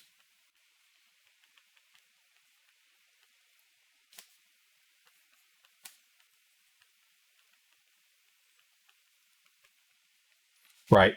So the y-intercept is 1 and the slope is negative 1. Now this line over here, z equals, the y-intercept is 1 and the slope is positive 1. Okay, so there you go. So if we want to do an integral over d, so d is the set of all x, y such that you're going to do actually the y integral first from here to here. So like the y is in between xy, not xy, yz, sorry. So the y is actually, oh my God, life is terrible here. Hold on. My variables were y and for z, right? So your equations are z equals 1 minus y and z equals 1 plus y. Or if you actually solve those for y, which is what you need, you're going to need y equals 1 minus z. And here, if you solve for y, you're going to have a y equals, if you move the 1 over, z minus 1. So the um, top, which is the right, is going to be y 1 minus z. And then the left is going to be z minus 1. And then for the um, z value, what's the minimum and maximum z values, right? 0 and 1 for z. 0, 1. So that's pretty tricky. But once you do that, then you've got everything you need to set up this integral finally. So first of all, volume of E by definition is going to be just the typical integral over E of just dv, similar to how the area calculation in double integrals is just the double integral over dA. Okay, so the way we're going to do that is we have a double integral over d, a single integral over, I don't know what way we decide to do that, xyz or x, I guess it's xyz actually, yeah, x, y, z. Although we can switch the order of the y and the z later on.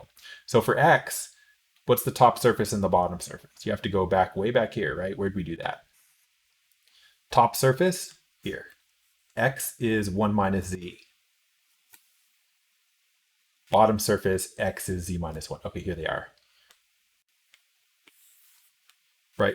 Hopefully you could see that actually figuring out the limits of these things is the hardest part of these problems. So bottom, x equals z minus 1, x equals 1 minus z. And then you have your double integral. But for your double integral,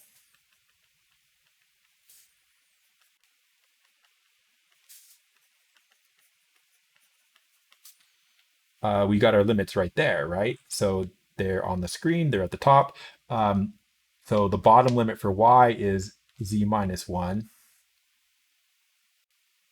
Top limit for y is 1 minus z. And then the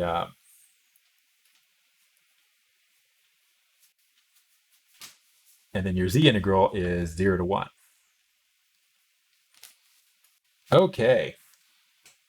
So that's a lot of work just to set up, and then we integrate.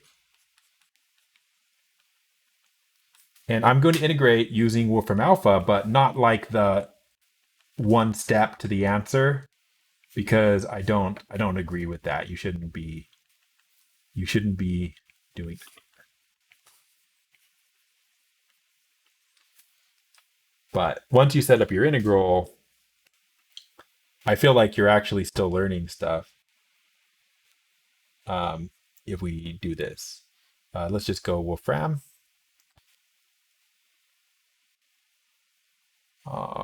Right. So you just go integrate dx from z minus 1 to z 1 minus z, right? So this is how we're cheating here. So just double check that it did the right integral. You get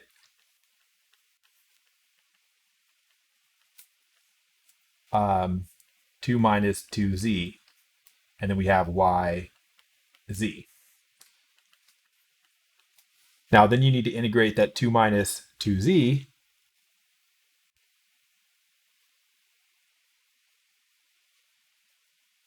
So you go integrate, put that in parentheses, 2 minus 2z from, I can't even read my own writing, it's z minus 1. So you'd have to say from y equals, I'll also put in your variable of integration, so like dy, so it knows, and then y equals z minus 1 to y equals z 1 minus z.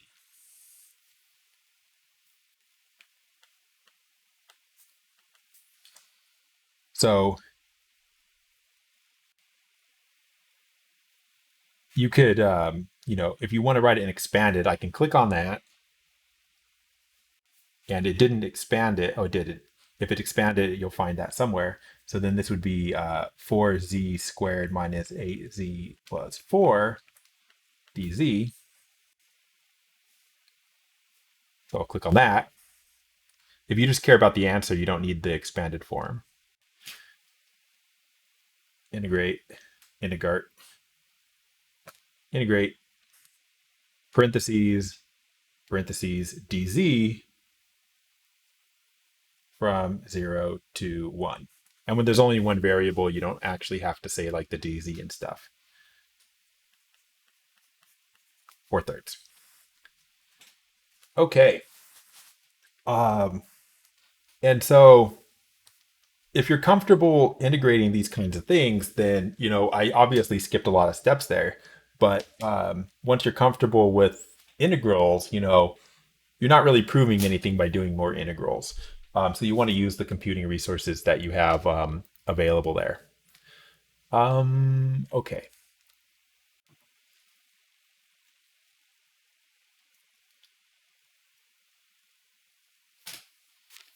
I'm just looking at this here.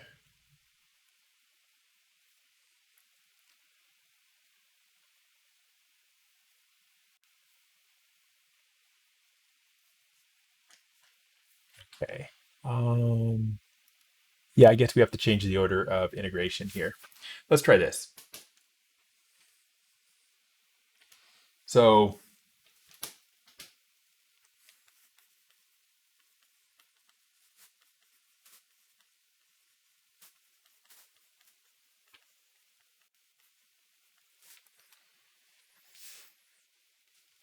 this is just like double integrals.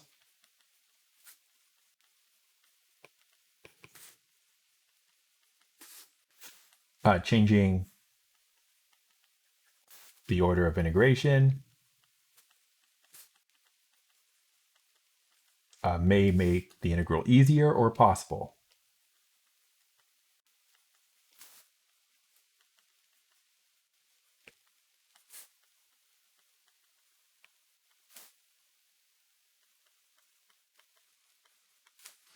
Okay, there's not really a lot to say about it. Just it can be done. So let's try to do one. So this is just going to be an example here of us trying to do that. So consider the integral. I need more space. The integral from, let's say, x equals 0 to x equals 1. Integral y equals 0 to y equals x squared. And then the integral z equals 0, z equals y squared of f of x, y, z. And the order must be dz, dy, dx from the way that they wrote it. Okay. Let's see here. So the region of integration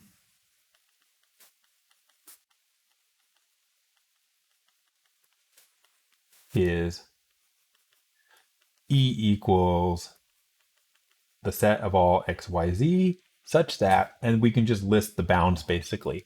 So like the first one says that x is between 0 and 1. The second one says that y is between 0 and x squared. And the third one says that z is in between 0 and y squared, right? So you can read off the region that way. And, also that's like, that's a nice way to see what order to do the integration in. But they say, let me see here.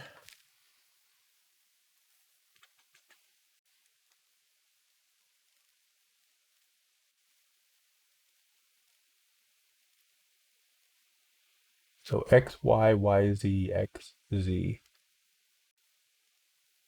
Oh, okay.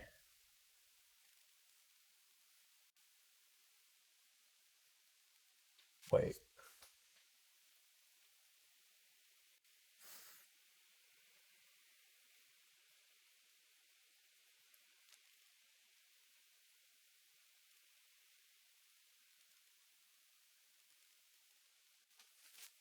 Yeah, they're sneaky. I thought they were trying to. I thought they were doing something. Um, I thought they were doing this in a smart way, and they're not. They're just hiding the fact that it's hard. Okay, so here's what they say. They say we can try to draw projections of E onto each of the coordinate planes. Also, let me go back up here and say, what are we supposed to be doing? By the way, move this down. What they want is they want the order to be in X, Z, Y. So they want the order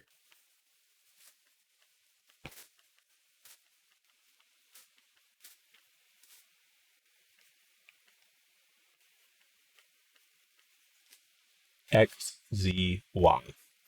Okay, so this is the book's method for this. So they say we can draw projections of E onto each of the coordinate planes. Um, so what they do is this, like, so for the XY plane, what you do is if you just took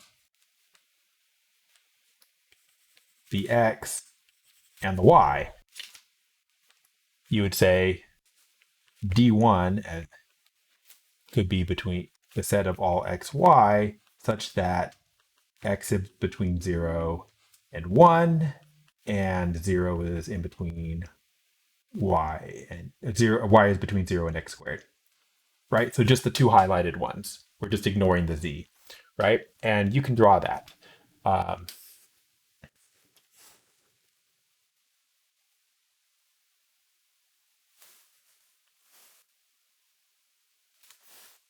okay, so when you draw that, um,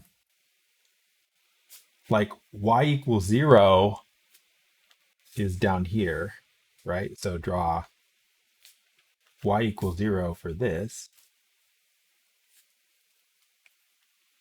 Draw Y equals X squared for this. And, right, Y equals 0 is down here. And then Y equals X squared is just the normal parabola. Good enough. Okay. Right? And then your range for X is 0 to 1.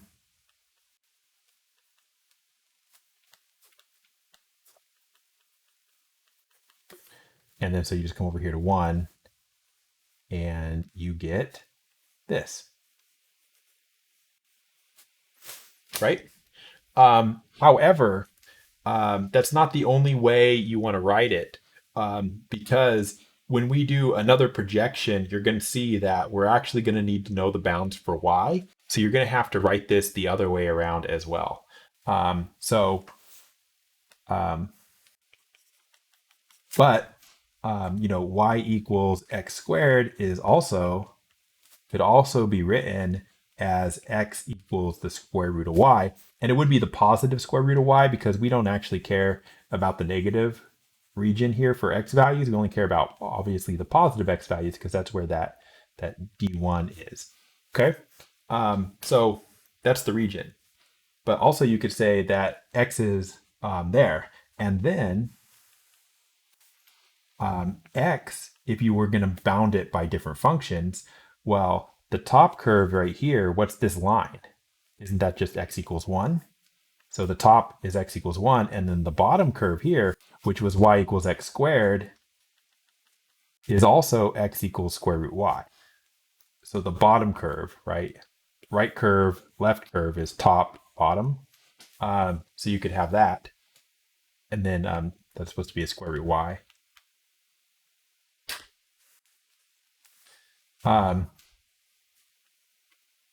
And then Y would be between 0 and 1. So you can describe that D1 in two different ways. So D1 is also the set of X and Y such that Y is in between 0 and 1, and X is between square root Y and 1. Right? So you can think of it as top and bottom, y between these two curves, or you could think of it as x between these two curves. And we wrote it both ways here. So we've got this is the y between two curves, and then this is the x between two curves. Versions of that. Okay, so then you can move on to the next one, which would be in the YZ plane, which they're going to call it D2. And if you're doing YZ, then instead of those two, you have the Y and the Z. Okay. And so you might think that, just looking at the Y and the Z, that you would say it's the set of all XY, such that you might go, oh, well, Y is between 0 and X squared, and Z is between 0 and Y squared, like that. But that's not, you can't use that because we're trying to do this without any X's. Okay. So that doesn't do it. Like you can't have like the Y's and the X's here. If we're in the YZ plane, no X's. So you want to not use this. Use the Y between 0 and 1 from the previous work. Okay, so D2 is actually the set of XY with Y between 0 and 1 and Z between 0 and Y squared. Like that. And we can draw that shape as well, which is going to be a very similar shape here. So what are we going to do? We're going to do, we'll put a Z here, we'll put Y here. Z equals Y squared. That's just, it's basically the same shape as before.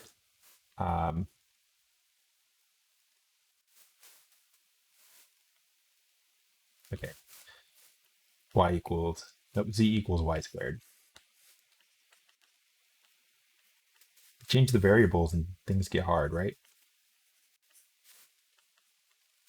So you got this D2 is that section right there. Okay. And the thing that was hard was writing this, right? Which you had to get from the previous one. And then for the in the what's the other plane that we got? We did XZ, we did XY and YZ, we didn't do XZ. So for XZ, D3 is a set of all XY such that what are we doing? X, nope. Probably just erase something important. X, Z. So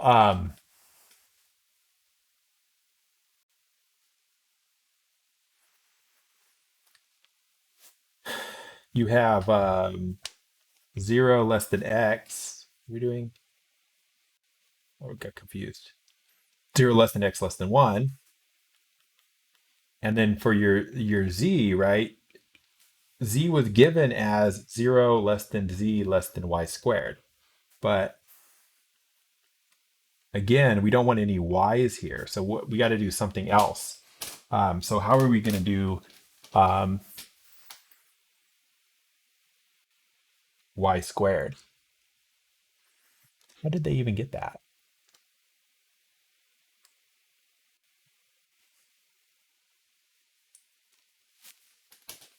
I'm trying to get this from just what's on the page without drawing the picture because they didn't draw the actual volume. And so I thought, oh, they got a way to do it without drawing the actual volume. But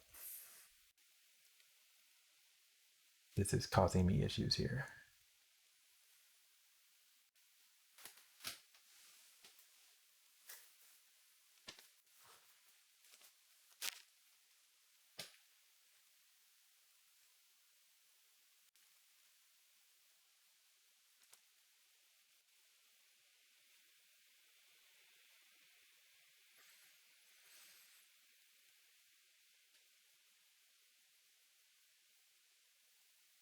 Oh, They wrote it wrong. Okay. I was trying to figure out how to get an answer that they have in the book, and I was like, it's not possible. And they have it wrong. Okay. So we don't want if we're in the XZ plane, we don't want it written with Y's, right? So we don't want Y. So we got to do something to get rid of the Y in this.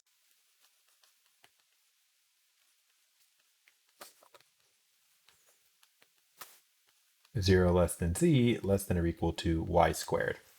How would we do that? Right? And so, see, do we have Y related to X in some way? I don't know. I think we're going to have to go back to that original curve where you have Y is X squared, because that's going to be the same surface.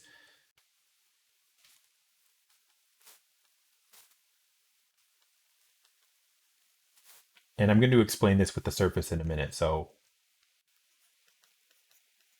can be replaced with Y equals X squared, and you get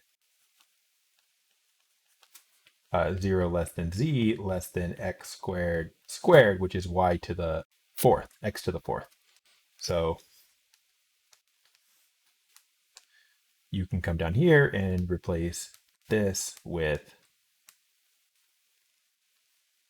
X to the fourth.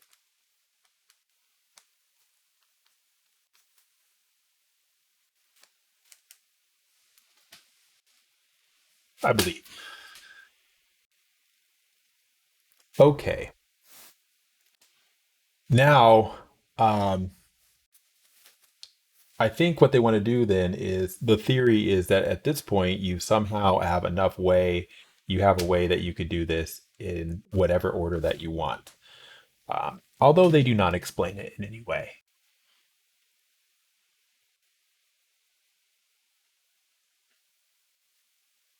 All right, so let's, okay, let's try to do this.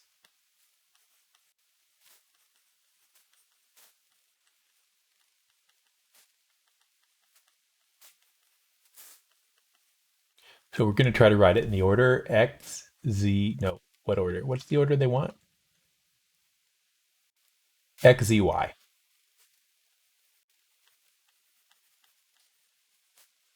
Okay, so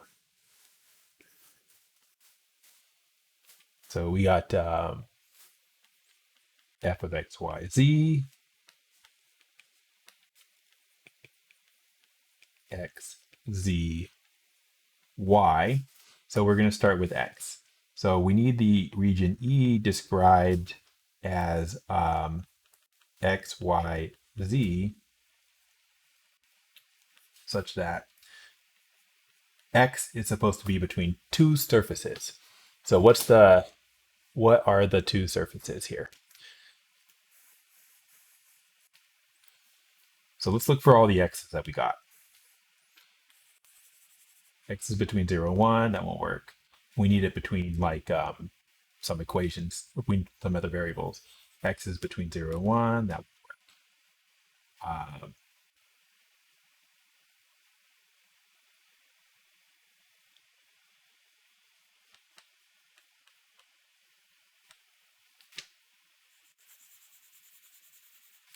X is between square root Y and 1.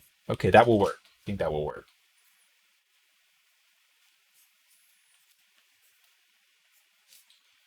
Okay, so square root Y and 1. Okay, now then we need to do the Z integral. And let's look for the Z's between something up here. See if we can figure out this one.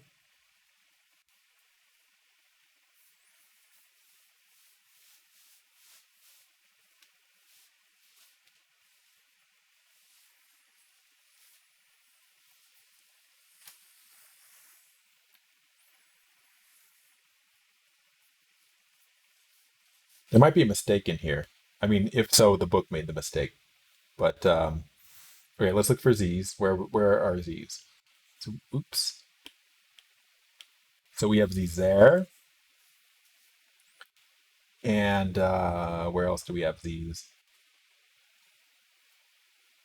There, there, and that's it for z's.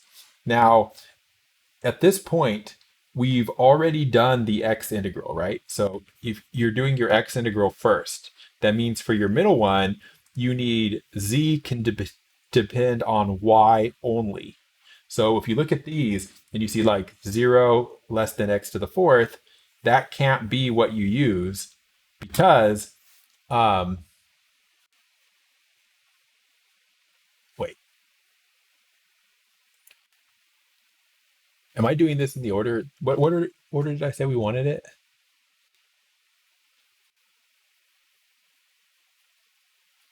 What order? X, Z, Y. X, Z, Y. Z, Y.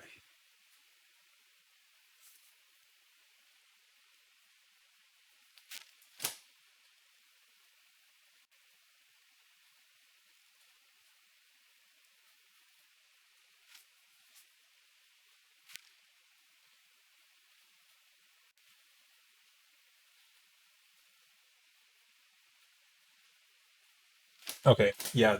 There's just mistakes in the solution for this in the book. Okay, it's not a very good solution at all. All right, anyway, back to this. So Z, what did we find? You can't use this Z. Z is between 0 and x to the fourth because at this point, um, you've already integrated for the x variable, which means you can't add more x's in after that because they won't go away and give you a number. So this one's not right. So what other one do we have for z? Um, we got this one, which is the same as this one. So z is between 0 and y squared. So we're going to go 0 and y squared, 0 and y squared. And then finally, for the y, yeah, the y, then what you're going to do is, again, you're going to look up here, what inequalities do we have for y? But these have to depend only on numbers because this is the last integral that we're going to do. So we look for the ones that have y. So you've got that one or that one, or is that it for them? I think that's it. Oh, and then back at the beginning, right? You also have this. But you couldn't use this, y between 0 and x squared, for the same reason we said before. If you used 0 and x squared here, right, in your integral, if you did 0 and x squared, 0 and x squared, then your last integral would have x's in it, and your answer would have x's in it. We don't want that. So you can't use that one. You're going to have to use the one that's 0 to 1.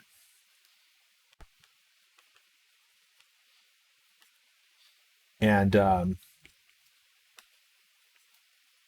so then this would be the integral that you would have to do if you wanted to change the order of integration. Now, having said that, this entire process is not what I would have done. So that's why it was so awkward, right? I would have done this an entirely different way. Here's I would have done it, right? Not the book's method.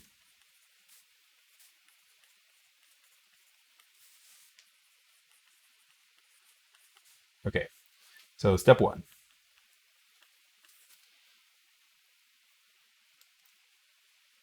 So let me get the integral that was given.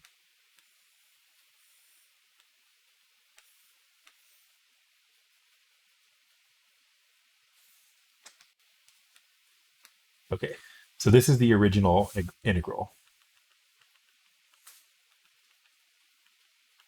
right? So I know that this is xyz, and this is such that x is between 0 and 1, y is in between 0 and x squared, and z is in between 0 and y squared. Okay, so I'm just taking those, that's just from I was just writing the limits of integration. Okay, so then what you could do is your top and bottom surfaces you get from this one, right? So the top surface is 0 less than z. No, sorry.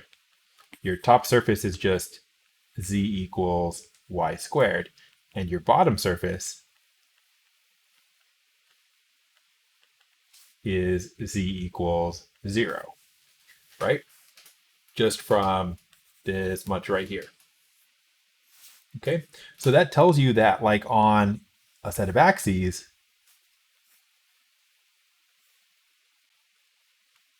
your top surface is z equals y squared. So y is here, x is here, z is here. That basically in the yz plane, you get this parabola.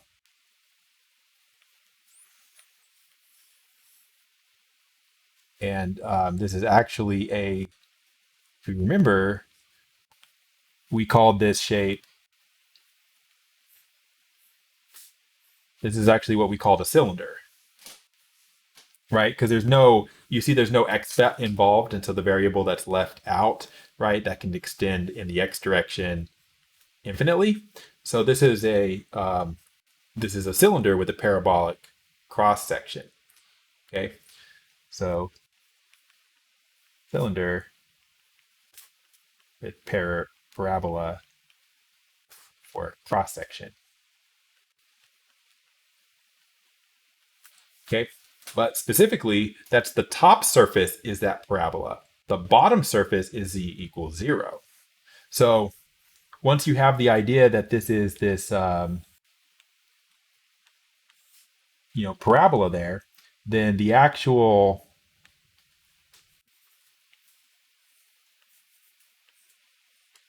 surface is going to be, or the actual volume of integration, region of integration, is if you extend this down, right, to the ground over here, and you come up back here, and you come up, the actual volume is this volume.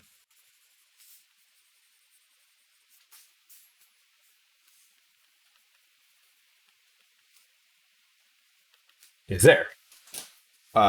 Because it's under that parabolic cylinder and above z equals 0, right? So I'm interpreting this and saying this is what this shape is.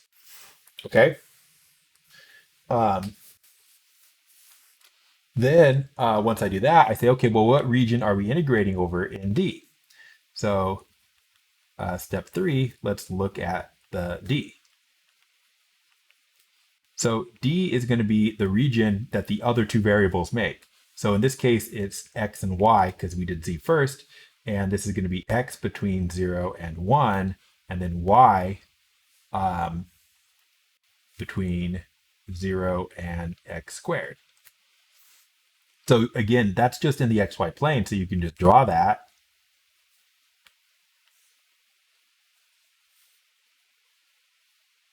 So you have, the top curve is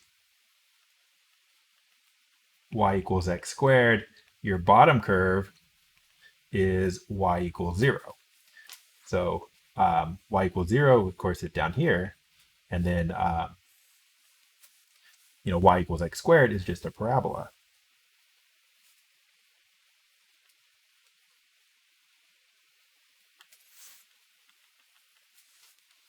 Okay. And then x is between 0 and 1. So 1, 0.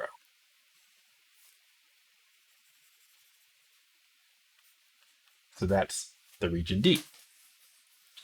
Okay, so this much, the harder part was having to understand these surfaces. But then what you can do is we try to, that's in the, what is that? X, Z plane? Wait, no, that's in the X, Y plane? Okay, it's going to be hard to draw. I think maybe they gave us one that's hard to draw on purpose. Because then what we would have to do is we'd have to come over here to this drawing. and say, okay, well, this is X and this is Y. So if you go like this, not quite like that, but right, this is supposed to be over here. So if this is at 1, then the curve there goes from 0, 0 out to 1, 1 here. And then it's like this. Wait, is that right? Did I get that the right way around? I think so.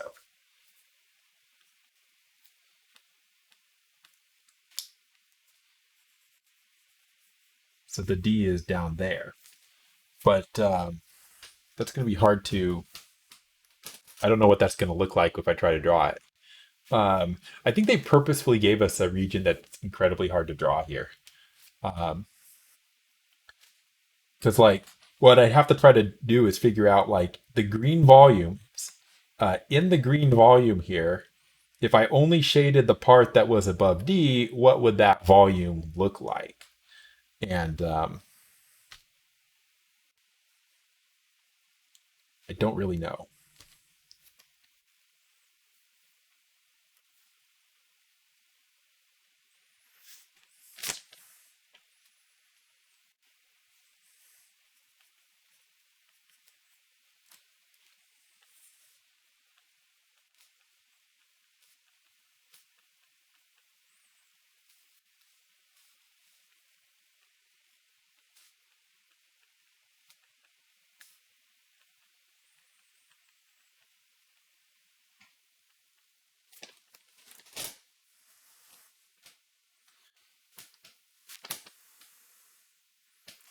Because I'm pretty sure it looks like a box on,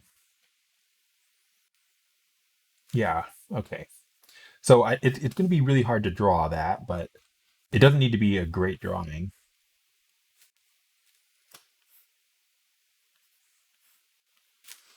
So the way to think about it is this.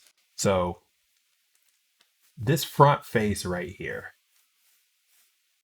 that's still there. So like I can come out here to 1 and I can go something like that. Okay, and then back this way, that's a parabola as well. And somehow we just have to shade that. It's a weird thing here. So you got a front face, you got a side face here, and then in the back there's some kind of I can't point at it because we can't rotate this, but somewhere back there there's a back side to that as well.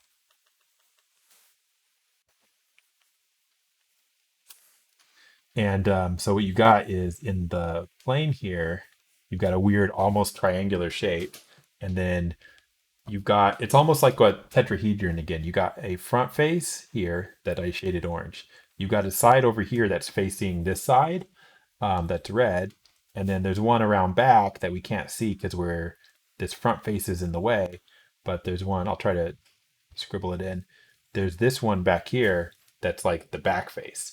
So there's a side face, and then the front face, which actually covers up most of both of those. So it's almost a tetrahedron type looking shape. And then once you understood that, then what you'd be trying to do is figure out the equations of each of these surfaces any way you can. So that looks like there's 4 faces.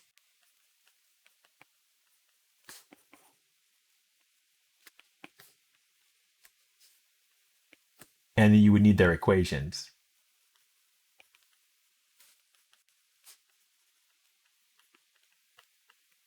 So bottom face is just obviously going to be z equals 0. Now this right face, that's actually what's left over from this, not this side of it, but if you go up the other side of the half pipe, then that surface. And that surface had the equation somewhere of z equals y squared. So that red side, left side, I'll call it, was z equals y squared. Is it z equals y squared? I guess it was. Now the right side,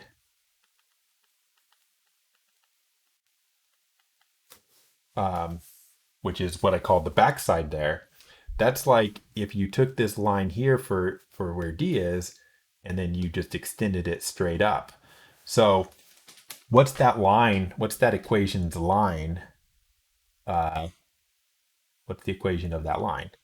That line right here is supposed to be this line, y equals x squared, right? So if you take y equals x squared and you extend it vertically up and down, it's still y equals x squared. So that's the right side. And that's the left side, the right side. Oh, and then we have the front side, which the front side, it's actually just this green face, which is just a constant x equals 1. Okay, so what I do is I draw that volume, and then I come up with the equations of each of the surfaces. And then now that you have the equations of each of the surfaces, you can set up the integral from scratch in any order you want. So now, so that'd be, I guess, the last step here.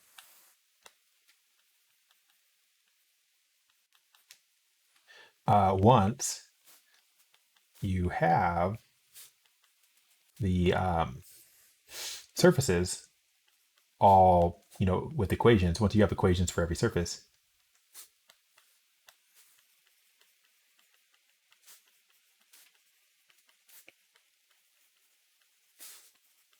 you may set up the integral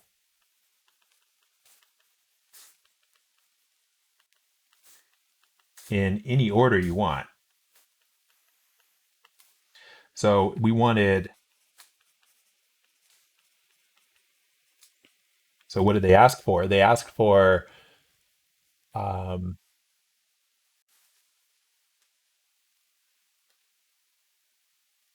x, z, y, right?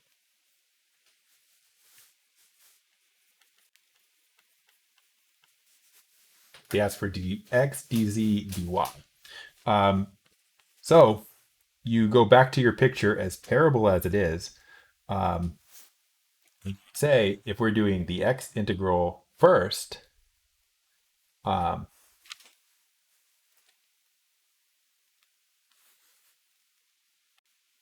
actually need all of this copied, duplicate, so I can refer to it. Okay, so they asked for dx, dz, dy. So for x, the top and bottom surfaces are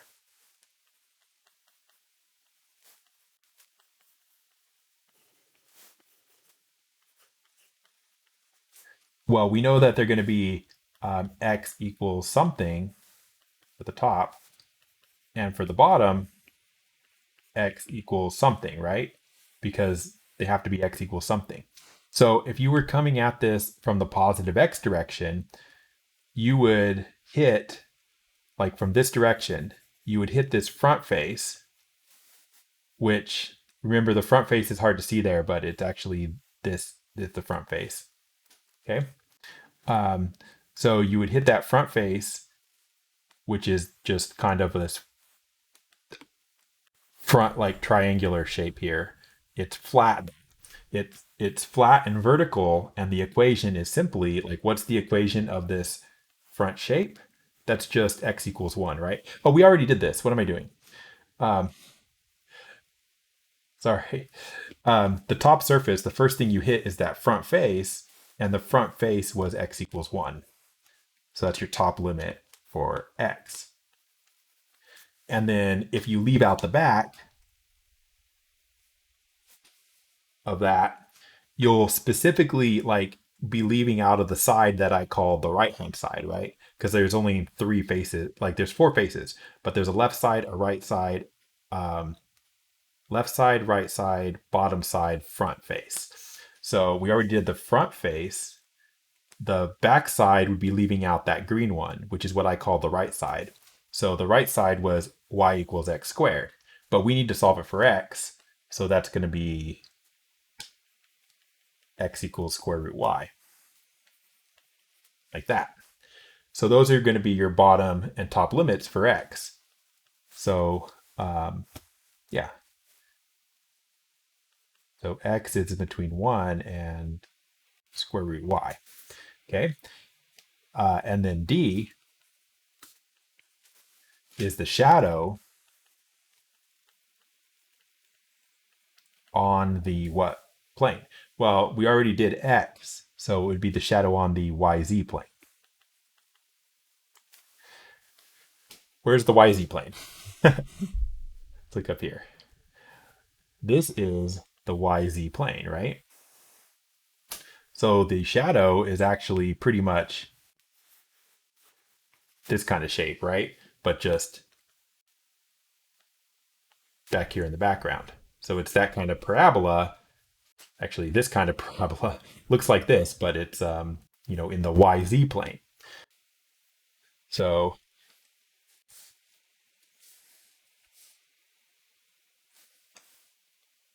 you go YZ,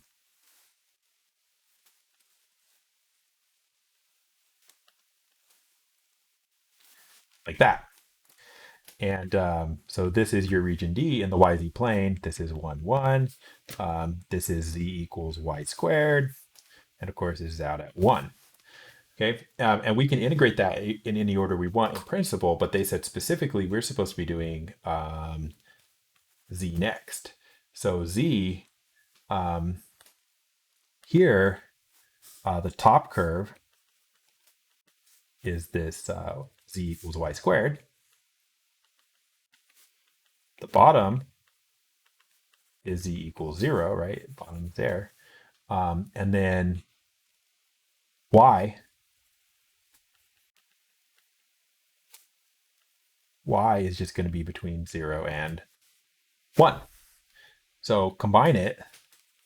So overall, the region E is the set of x, y, z such that starting from the bottom up here, y goes from 0 to 1.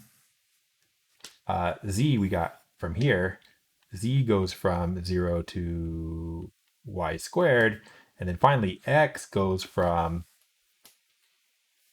1 to square root y. And so your integral would be square root y to 1, 0 y squared, 0 to 1, whatever x, y, z is. And then we did, did we do x, z, y, right? And going back up to what they had for their answer, just to double check it, this is what they had. Oops.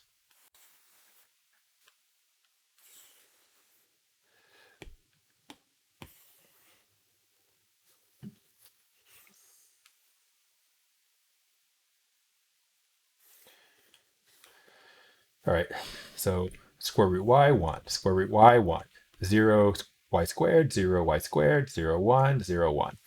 And so what I just did makes a lot more sense to me than what I did first time I solved that, where they're using those projections. I feel like it's unreliable because like you had to, when we were looking at these equations up here, and yeah, it just felt unreliable to be doing that. And like we did this, which we don't even know why we did, and so on. So yeah, so I always do it by graphing the region of integration, but you can see the problem with graphing the region of integration, right? You got to know what stuff looks like in space, and then like this was a terrible picture, but I understood it well enough to understand that there was a side face and a side face and a bottom face and a front face that we couldn't really see. But if I didn't understand that, then I couldn't write down these equations, and I needed these equations in order to come up with the integral.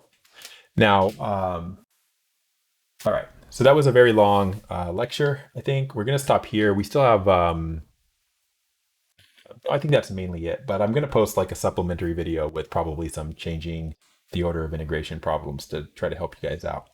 Anyway, that's it for now. Talk to you guys later. Feel free to use Wolfram Alpha again to help you with these integrals.